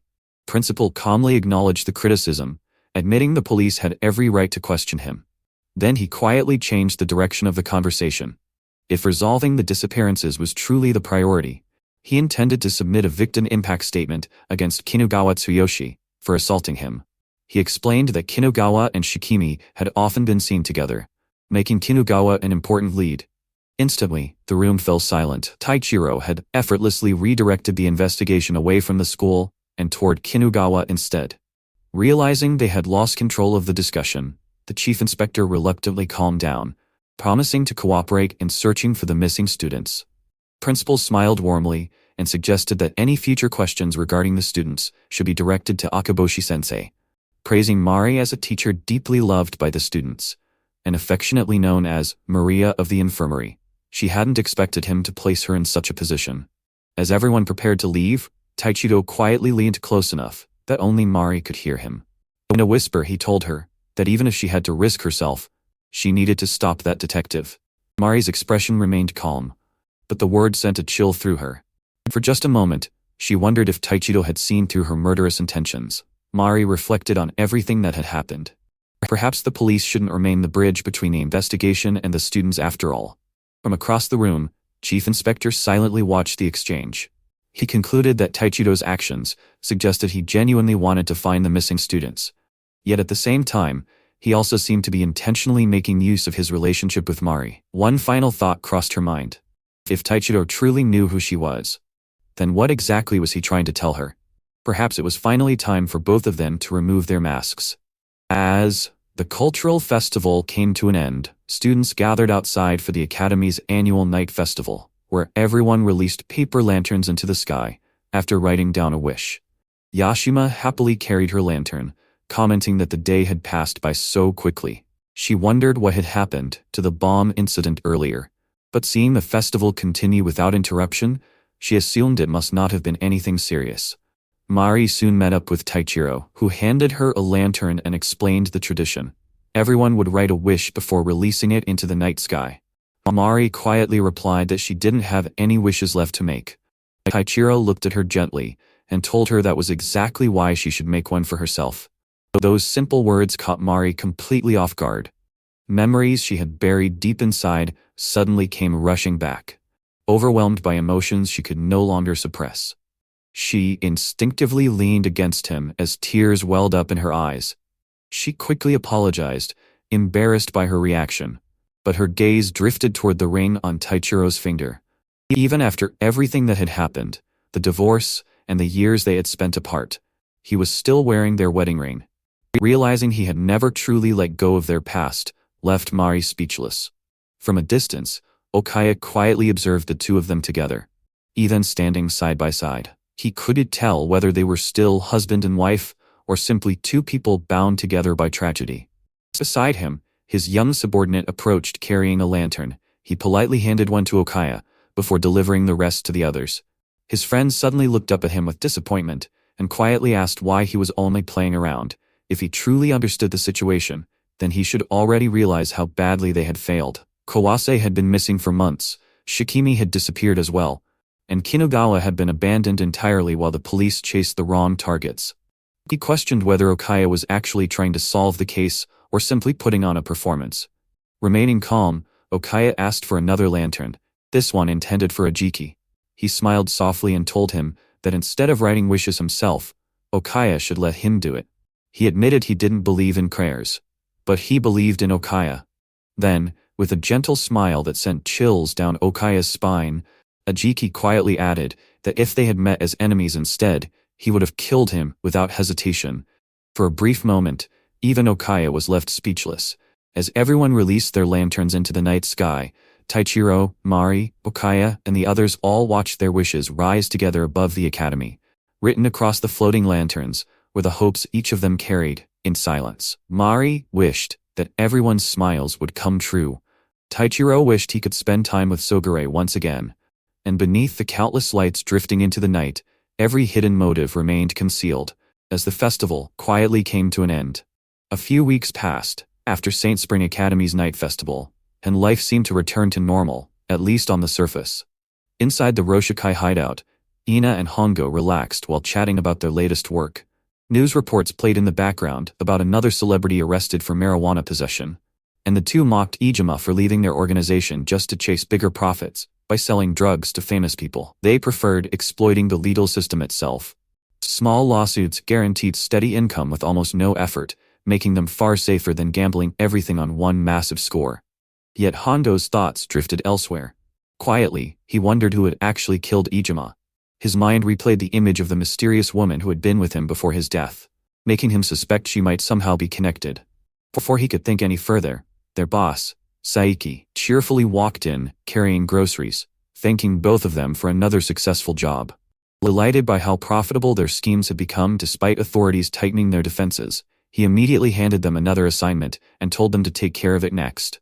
Meanwhile, back at St. Spring Academy, the students were buzzing with excitement after hearing they would finally be going on a 3-day school trip to Kyogokujima. Their teacher reminded everyone not to get carried away, that the classroom was already overflowing with excitement, especially because Mari-sensei would be accompanying them. While the students celebrated, Mari met privately with Taichiro to discuss the upcoming trip. Since the academy had connections with a resort on the island, the destination had been arranged domestically, rather than overseas. Taichiro unexpectedly asked if she wanted him to accompany her, as protection. Mari hesitated, wondering whether he meant protecting her from Okaya, or protecting the students themselves, especially after 3 of them had already disappeared. If he ever realized who she truly was, she feared he would never look at her the same way. Their conversation was interrupted when a trembling student burst into the office, apologizing repeatedly. The boy admitted he wasn't feeling well. Mari immediately shifted her attention to him, gently asking whether he had a fever or stomach pain. The terrified student struggled to answer, before finally breaking down. Through tears he confessed that someone had threatened his family. If he didn't kill Mari-sensei, they would all die. Hidden behind the doorway, Taichiro silently overheard every word. Mari remained completely calm. Looking directly at the frightened boy, she softly told him only one thing: "Don't do it." Outside the office, completely unaware of the crisis unfolding inside, Okaya chatted casually with Ajiki as they walked through the school grounds discussing their upcoming trip to Kyogokujima. Ajiki admitted several girls had invited him to spend time together during the trip, leaving him unsure how to respond. Wondering what the late Akiji would have done in his place, he absent-mindedly continued walking. Then everything happened in a single instant. The frightened student burst out of the office, gripping a knife with trembling hands. His terrified eyes locked onto Okaya as he charged forward, screaming through his panic. Before anyone could react, he drove the blade straight into Okaya's stomach. It was a sudden ambush that absolutely no one saw coming. Okaya staggered from the impact, everyone believing the knife had pierced his stomach. But before panic could consume the room, the truth emerged. The blade had never reached his body. Hidden beneath his clothes was nothing more than a hot dog bun, now drenched in ketchup instead of blood. Relief washed over everyone, but Mari never allowed herself to relax. Turning back to the trembling student, she calmly explained that even if he had succeeded in stabbing her, it never would have saved his family. If he truly wanted to protect them, his only option was to cooperate and help expose whoever was pulling the strings. Taichiro agreed immediately, promising the frightened boy that the police would keep his family safe if he told them everything. Overcome with guilt, the student collapsed to his knees, apologized to Mari, and finally confessed everything. It had all started with what looked like the perfect part-time job. The advertisement promised easy work from home, with nothing but a smartphone. At first it seemed harmless, simple copy and paste tasks with quick payments. But little by little, the assignments became criminal. And before he realized it, escape was impossible. When the organization demanded his identification for verification, they obtained his address and began threatening both him and his family. Mari quietly pieced everything together. The operation resembled the anonymous criminal group Tokuryu, a network that lured ordinary people into illegal work before trapping them through blackmail. However, one important detail stood out.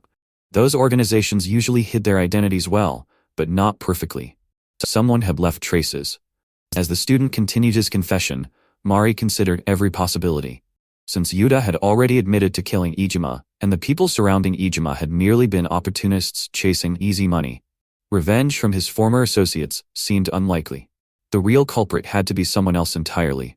Before she could continue her deduction, Okaya entered the room with Ajiki and another with that boy from earlier. Although he wore a gentle smile, Mari immediately sensed his anger beneath the surface. Okaya explained that another middle school student had attacked his group as well, leaving Ajiki injured. Hearing that, Mari's expression subtly changed. If Okaya's own group had also become a target, then something didn't add up. Meanwhile, Taichiro questioned Okaya about the attack.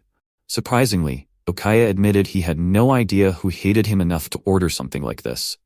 Aside from being the son of the region's police chief, he couldn't imagine any personal grudge that would justify dragging innocent students into such violence. What infuriated him wasn't the attack on himself, but the fact that one of his classmates had been hurt because of it. As Mari listened in silence, her own theory began taking shape. If the mastermind truly wanted her dead, there had been no reason to orchestrate an attack against Okaya as well. The pieces no longer fit together. There was only one conclusion left. A third party had appeared, someone targeting both her and Okaya at the same time. Okaya reached the exact same conclusion, realizing someone else had entered their deadly game. His normally composed expression hardened into one of genuine fury, as he swore that whoever orchestrated these attacks would be brought to justice. After everyone else stepped away, Okaya quietly asked Mari if there was anything he could do to help. For a brief moment, Mari wondered if he was proposing an alliance against their shared enemy, but the thought disgusted her almost instantly. With an awkward smile, she admitted she'd rather be attacked again than cooperate with him. She respected the ideals he had inherited from his mother, yet reminded him he was still only a child. Okaya simply smiled and accepted her answer without complaint. Still, Mari couldn't shake the feeling that if Okaya had truly been another victim, instead of the mastermind this time, then perhaps the possibility of him orchestrating the incident had dropped to zero. Hidden inside a quiet temple, the true conspirators laughed at the failed assassination. Seiki joked that expecting a random middle schooler to kill both Mari and Okaya had been hopeless from the beginning. Before he could continue, the temple's head priest smacked him across the face for recklessly wasting resources. Seiki hurriedly apologized, only to be scolded even further for treating the priest like some ordinary gang boss. Completely unfazed, Seiki admitted he had been too excited. A female teacher, rumored to have already killed 3 people, combined with an order to eliminate the powerful Okaya family, was enough to make any Yakuza eager for the challenge. Bowing repeatedly, he begged forgiveness and promised to do better next time. The head priest barely acknowledged the apology. Looking utterly bored as he casually snacked, he dismissed Okaya's detective games altogether. Then, they should simply make it look as though someone else had started the war. If that happened to end in a massacre, well, that would only make things more entertaining. The head priest clung to Ajiki, with tears streaming down his face, desperately begging him not to go on the school trip. According to him, there was no reason for the young master to take such a risk, when he could simply attend school overseas instead. Ajiki only smiled calmly, and answered with complete sincerity that he loved Japanese food too much to leave. The old priest wasn't convinced in the slightest. Who would inherit everything he had built? But Saeki assured him there was nothing to fear. Pulling out a travel guide, he explained that Kyogokuto was practically his own backyard. The luxurious hotel where the students would be staying belonged to him, and many of the employees working there were secretly his own subordinates. Since the hotel had long been used to launder money through fake customers, those men could protect him around the clock, while continuing their usual murders without raising suspicion. Smiling even wider, Saeki added that the academy's headmaster had also become one of their loyal allies, after accepting generous donations on a regular basis. For someone on the other side of the law, he joked, the man had fallen into their honey trap almost instantly. The old priest narrowed his eyes, before finally asking the real question, "What exactly do you want?" Saeki answered without hesitation. He wanted the shrine to lease its land to his hotel, so donations could be funneled through overseas companies under the guise of tribute events. The elderly priest quickly realized that the true purpose was to secure favorable treatment for those tribute payments. Even so, he quietly wondered if such a reward could ever justify mass murder. With his usual innocent smile, Saeki gave a chilling reply. "It's worth it." Then he calmly revealed the philosophy behind everything he had done. People, he explained, always grow closer after dirtying their hands together. Looking toward Kinugawa, he remarked that he had probably been the same. Normally, criminals live with constant anxiety, terrified that someone might expose their crimes. But when they commit those crimes alongside friends, they justify their actions together and eventually convince themselves they have nothing to fear. Too many people fail to understand that simple truth. After all, countless crimes remain nothing more than words written in law books if nobody ever discovers them. Yet recently, many former Yakuza had started acting as if they could simply quit the organization and live ordinary lives again. They proudly claimed that the people who kept their hands clean earned the most, forgetting exactly who they were. That was why Saiki intended to use the school trip as a massive initiation ceremony. Every single participant would stain their hands together, creating bonds that could never be broken and reminding them forever that they belonged to the Yakuza.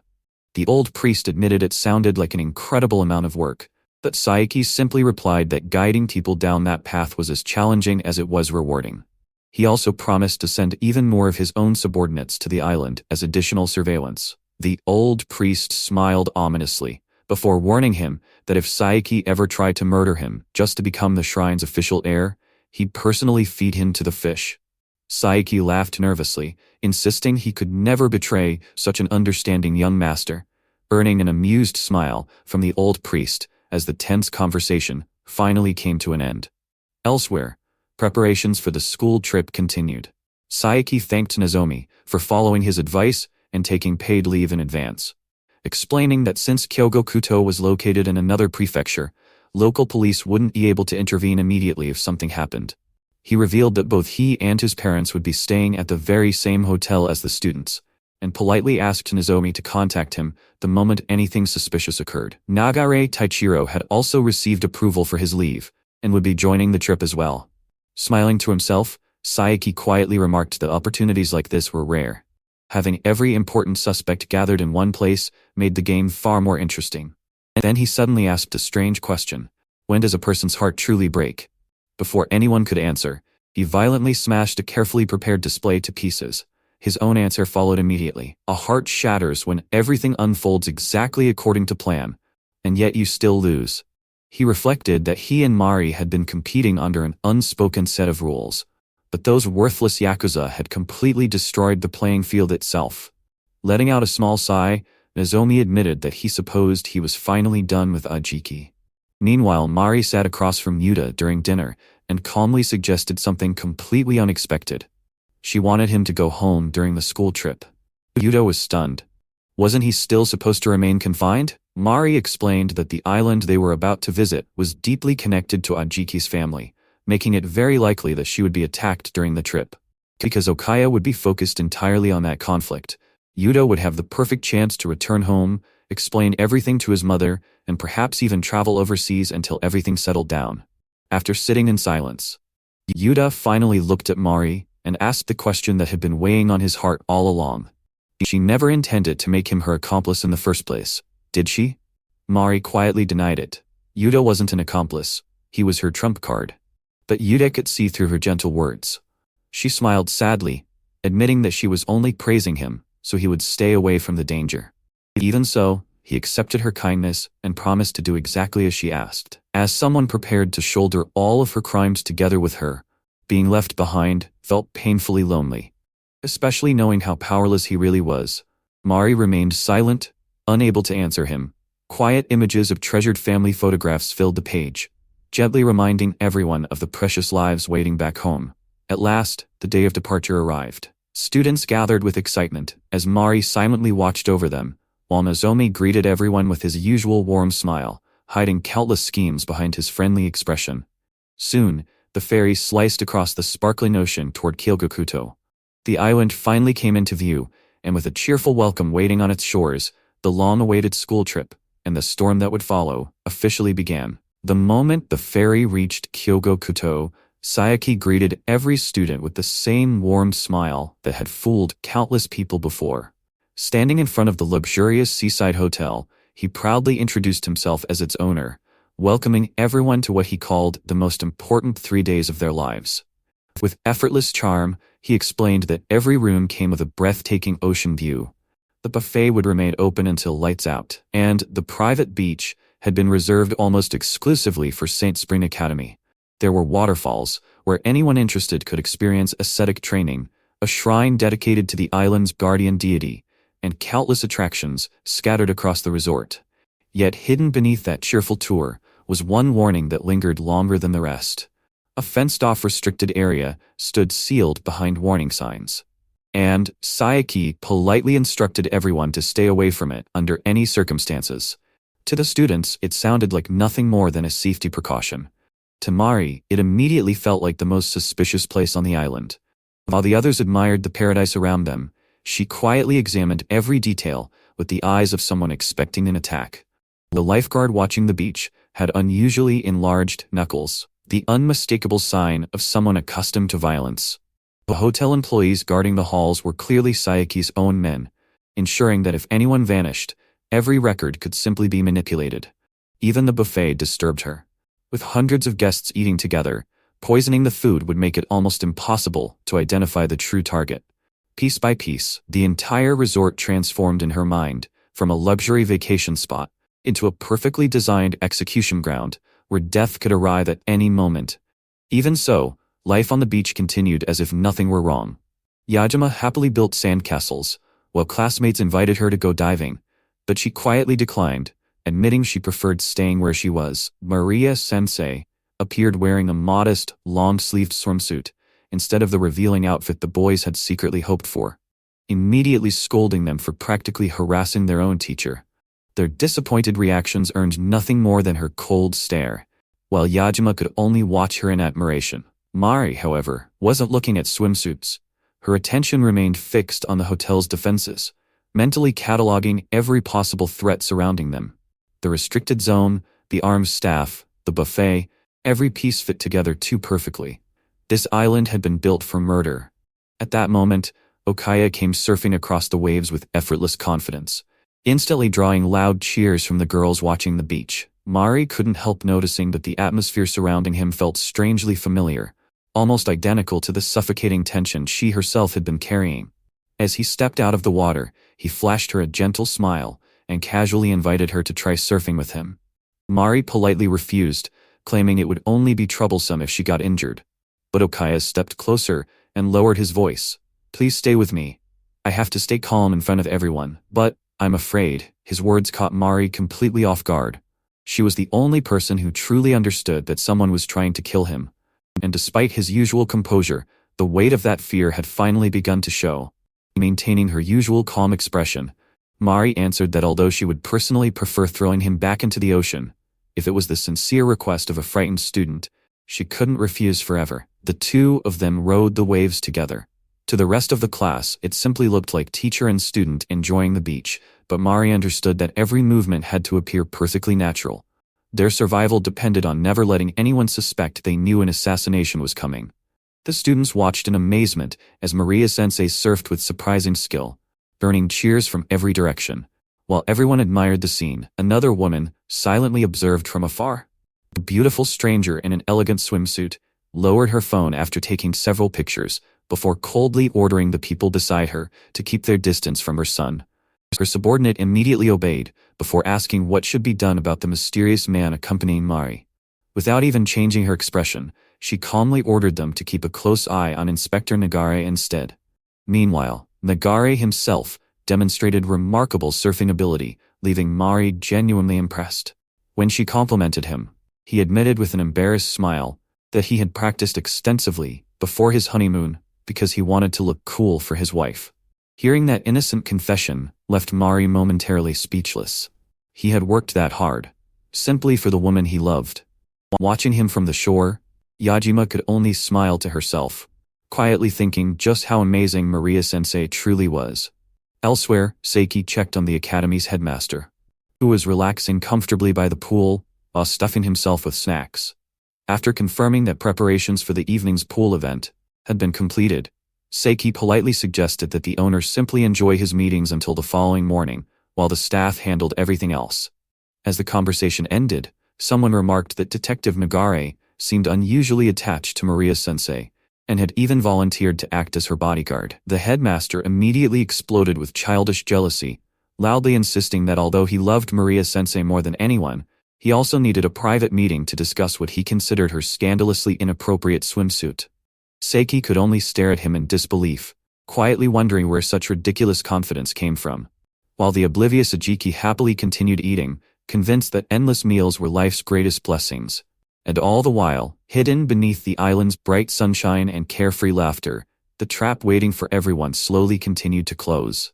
As night fell over Tyogokuto, The brightly lit pool became strangely peaceful, its calm surface hiding the deadly game that was about to begin. Mari arrived earlier than planned, slipping quietly into the water, where Inspector Nagare was already waiting. Sitting beside the pool in the silence, he thanked her for agreeing to meet him, and Mari immediately warned him that arriving ahead of schedule only increased the chances that their enemies might strike before the appointed time. Even so, Nagare admitted he simply couldn't calm his nerves. Mari glanced at him, and asked why he had come all the way here despite having a wife waiting for him at home. The detective lowered his eyes before quietly revealing the truth. His marriage had already ended. He blamed no one but himself, confessing that he had devoted every waking moment to his investigations until he failed to notice his wife slowly giving up on him. Eventually she divorced him, and even his own son grew to resent him. In his eyes, he had simply become a useless husband and an even worse father. Mari listened without interrupting, her expression remaining calm, even as his words grew heavier. Then, after a long silence, she softly told him that she didn't believe his conclusion was correct. Emergency calls might have dragged him away from home, secrets that his profession prevented him from sharing. As Nagare listened, memories of happier days flooded back into his mind. He remembered his wife smiling beside him, their young son clinging proudly to his hand, innocently telling everyone that his father was a hero. Those memories had never disappeared. They had only been buried beneath years of regret. Mari gently reminded him that if his wife truly hated him, she would never have endured those lonely years in the first place. She married him because she loved him. She stayed because she believed in him. And perhaps, she chose to leave for one final reason. Nagare looked at her with trembling eyes. Mari quietly continued, saying that maybe his wife realized he would never stop sacrificing himself for others. Rather than allowing him to destroy himself, trying to protect his family while carrying endless guilt, she chose to walk away herself. Not because she no longer loved him, but because she wanted to protect him from the burden he insisted on carrying. That possibility had never crossed his mind. Tears welled in his eyes as Mari calmly stared into the water, admitting it was only her own deduction. Even so, Nagare couldn't stop thinking about it. His hand slowly moved closer to hers, as emotion overwhelmed him. He whispered that even if those wedding vows had long since been broken, he still knew exactly what kind of man he wanted to be. If protecting the people he loved meant staining his own hands, then he would gladly become the villain for their sake. Mari turned toward him, surprised by the fierce conviction hidden beneath his gentle personality. For a brief moment, neither of them spoke. Their faces slowly drifted closer together, as if time itself had stopped around the quiet pool. Hidden inside the nearby bushes, however, another pair of eyes had been watching everything unfold. The Academy's hopelessly infatuated chairman clutched an enormous bouquet of roses and a marriage proposal he had planned for Maria-sensei. The instant he saw the detective leaning close to her, his mind shattered. Sweat poured from his face as jealousy consumed every rational thought. To him, Maria-sensei looked flustered in a way he had never seen before, and he immediately convinced himself that the mysterious long-haired detective had stolen her heart. Desperately trying to justify what he was witnessing, he invented absurd explanations in his own head, insisting that Maria-sensei secretly enjoyed obeying domineering men, and that this painful scene had to be nothing more than some elaborate performance. Yet every excuse collapsed, as the distance between Mari and Nagare continued shrinking. The chairman covered his face in agony, begging the vision before him to stop, while convincing himself that he simply couldn't allow another man to take Maria-sensei away. His breathing became erratic. His entire body trembled. Then, just as their lips seemed only inches apart, the entire island was swallowed by darkness. Every light vanished at once. The pool, the hotel, and the surrounding resort disappeared into a sudden blackout. Mari and Nagare instantly rose to their feet, every trace of hesitation replaced by sharp vigilance. The trap they had been expecting had finally begun, and somewhere within the pitch-black resort, 3 figures calmly fitted specialized night vision goggles over their eyes. One carried heavy rolls of tape, another gripped thick coils of rope, while the smiling leader raised a finger to his lips before whispering, "Well then, let's get the show started." In silence, the sudden blackout wasn't an accident. Before this operation had even begun, another meeting had secretly taken place. The day before the school trip, the smiling mastermind had gathered his followers around a board covered with photographs of everyone marked for death. Treating murder like a classroom quiz, he cheerfully asked who should be eliminated first. One hesitant member suggested Detective Nagare, believing he was the greatest threat. Without the slightest warning, the smiling man shoved a metal pointer straight into the young man's throat, pressing painfully against his Adam's apple until he nearly choked. Still smiling, he calmly explained that anyone who answered without thinking deserved punishment. Then he turned to Hongo, demanding a better answer. Hongo nervously suggested that perhaps they shouldn't kill anyone immediately. Instead, they should capture Detective Nagare and Akaboshi-sensei alive. If they murdered them too early, the Okaya family would instantly retaliate. The mastermind's smile widened. He teased Hongo, asking whether he doubted the loyalty between himself and the shrine's young master. Flustered, Hongo quickly apologized, insisting that wasn't his intention. Pleased with the answer, the mastermind patted him approvingly, before revealing the real situation. The young master of Kyogoku Shrine, he explained, was nothing more than a convenient puppet. While everyone believed he managed the shrine, the actual control rested quietly in the mastermind's hands. The young master only cared about having enough money to eat and sleep, making him the perfect scapegoat. If anything went wrong, every ounce of blame would fall onto him, while the true mastermind remained hidden in the shadows. That was why killing the detective immediately would be foolish. They would kidnap both Akaboshi-sensei and Detective Nagare at the same time, using them as bait to lure every member of the Okaya family into one place before wiping them all out in a single massacre. Back in the present, that very plan was now unfolding. Standing together beside the pitch-black pool, Mari and Nagare listened carefully as footsteps echoed all around them. There were far too many people closing in. Nagare quietly observed that a blackout alone wasn't especially dangerous, but if their enemies carried stun guns, they could end the fight before it even began. Refusing to remain helpless, he pulled out his phone and switched on its flashlight. A brilliant beam instantly pierced the darkness, but it also blinded several attackers wearing night vision goggles. They staggered back, clutching their eyes as the sudden burst of light completely overwhelmed their vision. Nagare calmly urged Mari to keep moving before the attackers recovered. Then, from the darkness, a trembling voice called out. It was the resort chairman, still hopelessly obsessed with Mari, nervously stepping forward while shielding his eyes from the flashlight. At that exact moment, a thick rope suddenly exploded out of the swimming pool itself. A hidden assailant had been waiting underwater all along. The rope whipped through the darkness like a living snake, wrapping around both Mari and Nagare, before either of them realized what had happened. The smiling mastermind slowly surfaced, his glasses gleaming as he emerged from beneath the pool with the rope firmly in his hands. But instead of panicking, the one-eyed detective beside Mari remained perfectly calm. His eyes narrowed as he silently studied the tension running through the rope. Then, with a single deliberate step, he planted his foot down and shifted his weight. The movement instantly reversed the pull. Rather than being dragged away, he yanked the hidden attacker violently out of the water. The mastermind's confident smile finally faltered as he was launched across the pool in a massive splash. Still holding the rope, the detective continued moving without wasting a single motion, using the man's own momentum against him before hurling him even farther across the ground.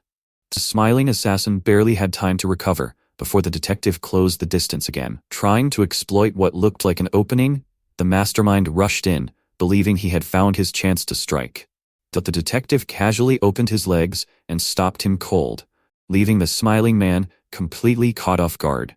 In the very next instant, the detective ripped the rope free and flung the mastermind away once more, crashing him violently through the shallow water.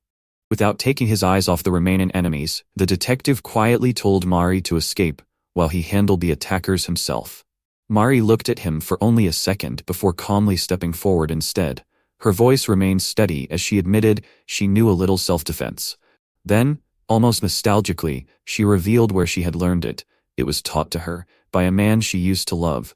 And for the very first time, the two of them stood back to back, ready to fight side by side against every enemy surrounding them.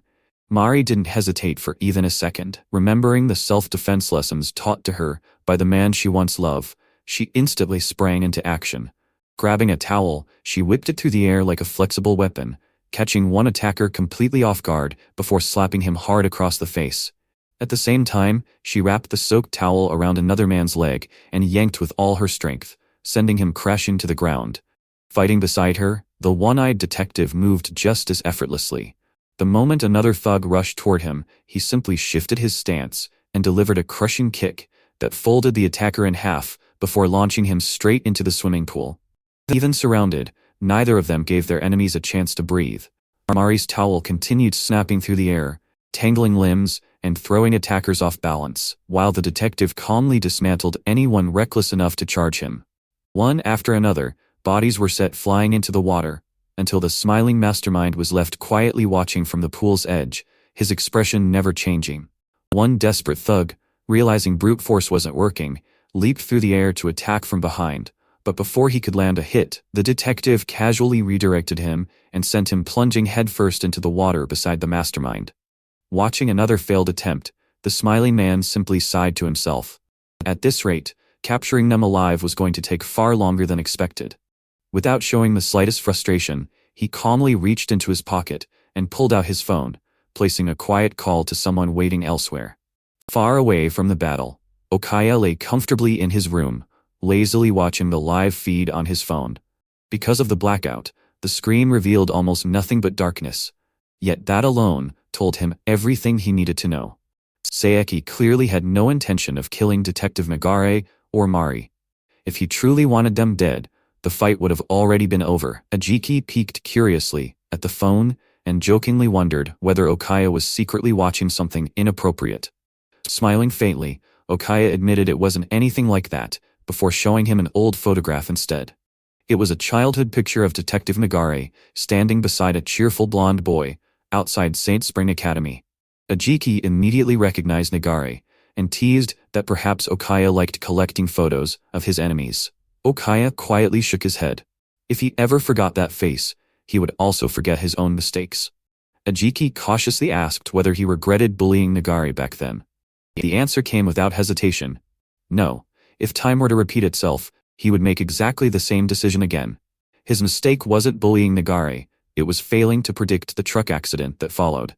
Had that accident never happened, Nagare would have simply spent some time recovering in a hospital. Okaya could have visited him every day, brought him homework, and even continued playing together afterward.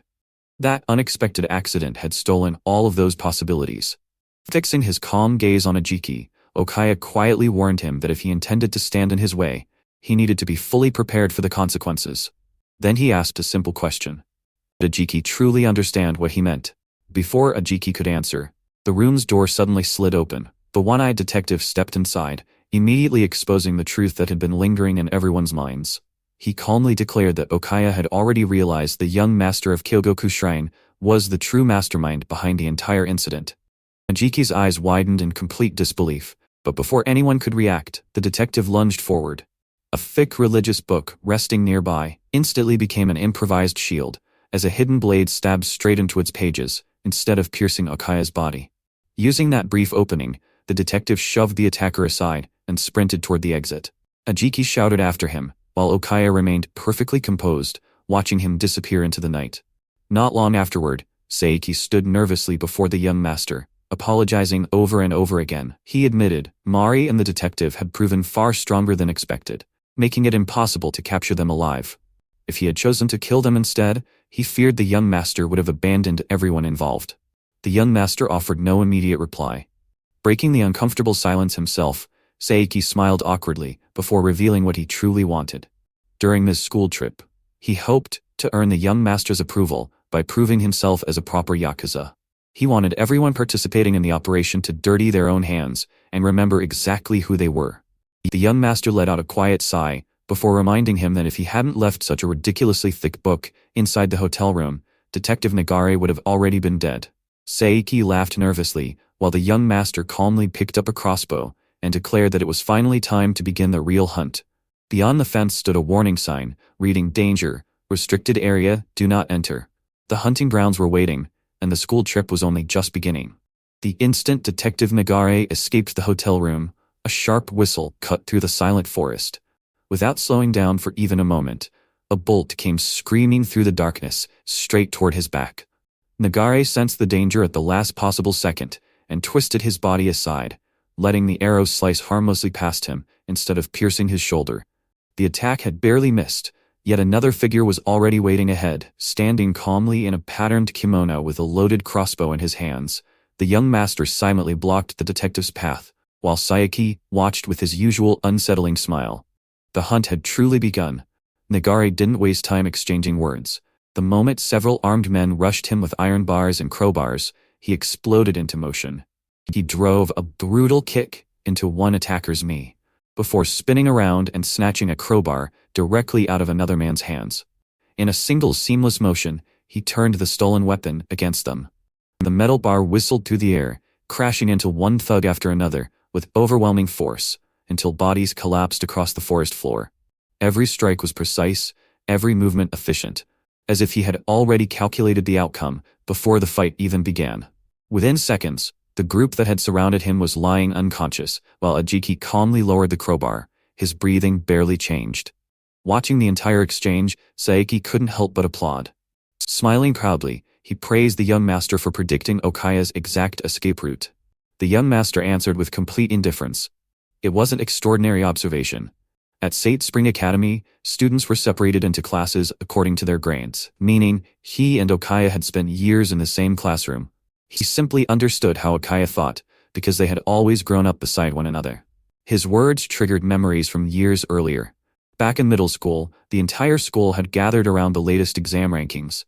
A transfer student named Yuta Akihiro had achieved a perfect score, pushing Okaya into second place while Ajiki followed closely behind. Nagari ranked fourth, but instead of feeling discouraged, he sincerely congratulated Yuta.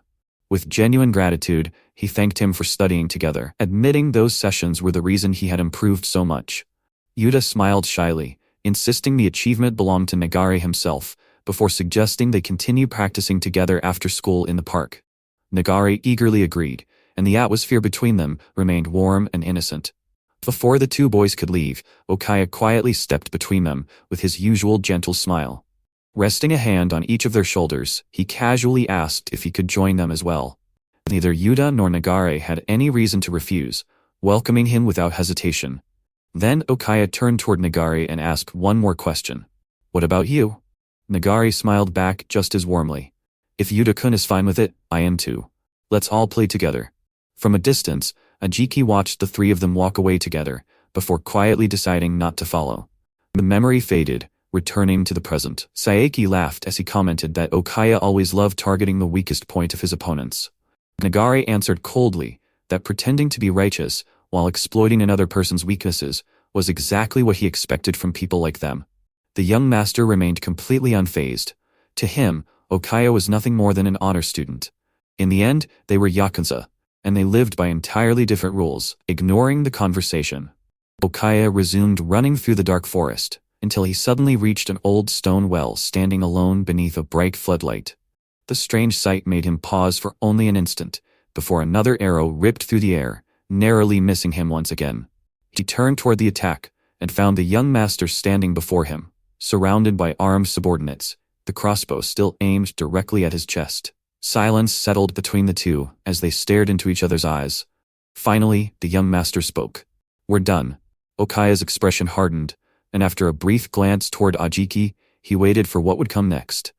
The young master calmly explained that things never had to end this way. If Okaya had quietly accepted reality, he could have continued living his life, while simply carrying the burden of always being connected to the Yakuza. Killing him had never been the preferred outcome. It would only create unnecessary trouble once people discovered his body. That was the only reason he had shown restraint until now. And with those chilling words hanging in the night air, the confrontation reached its breaking point, ending exactly there.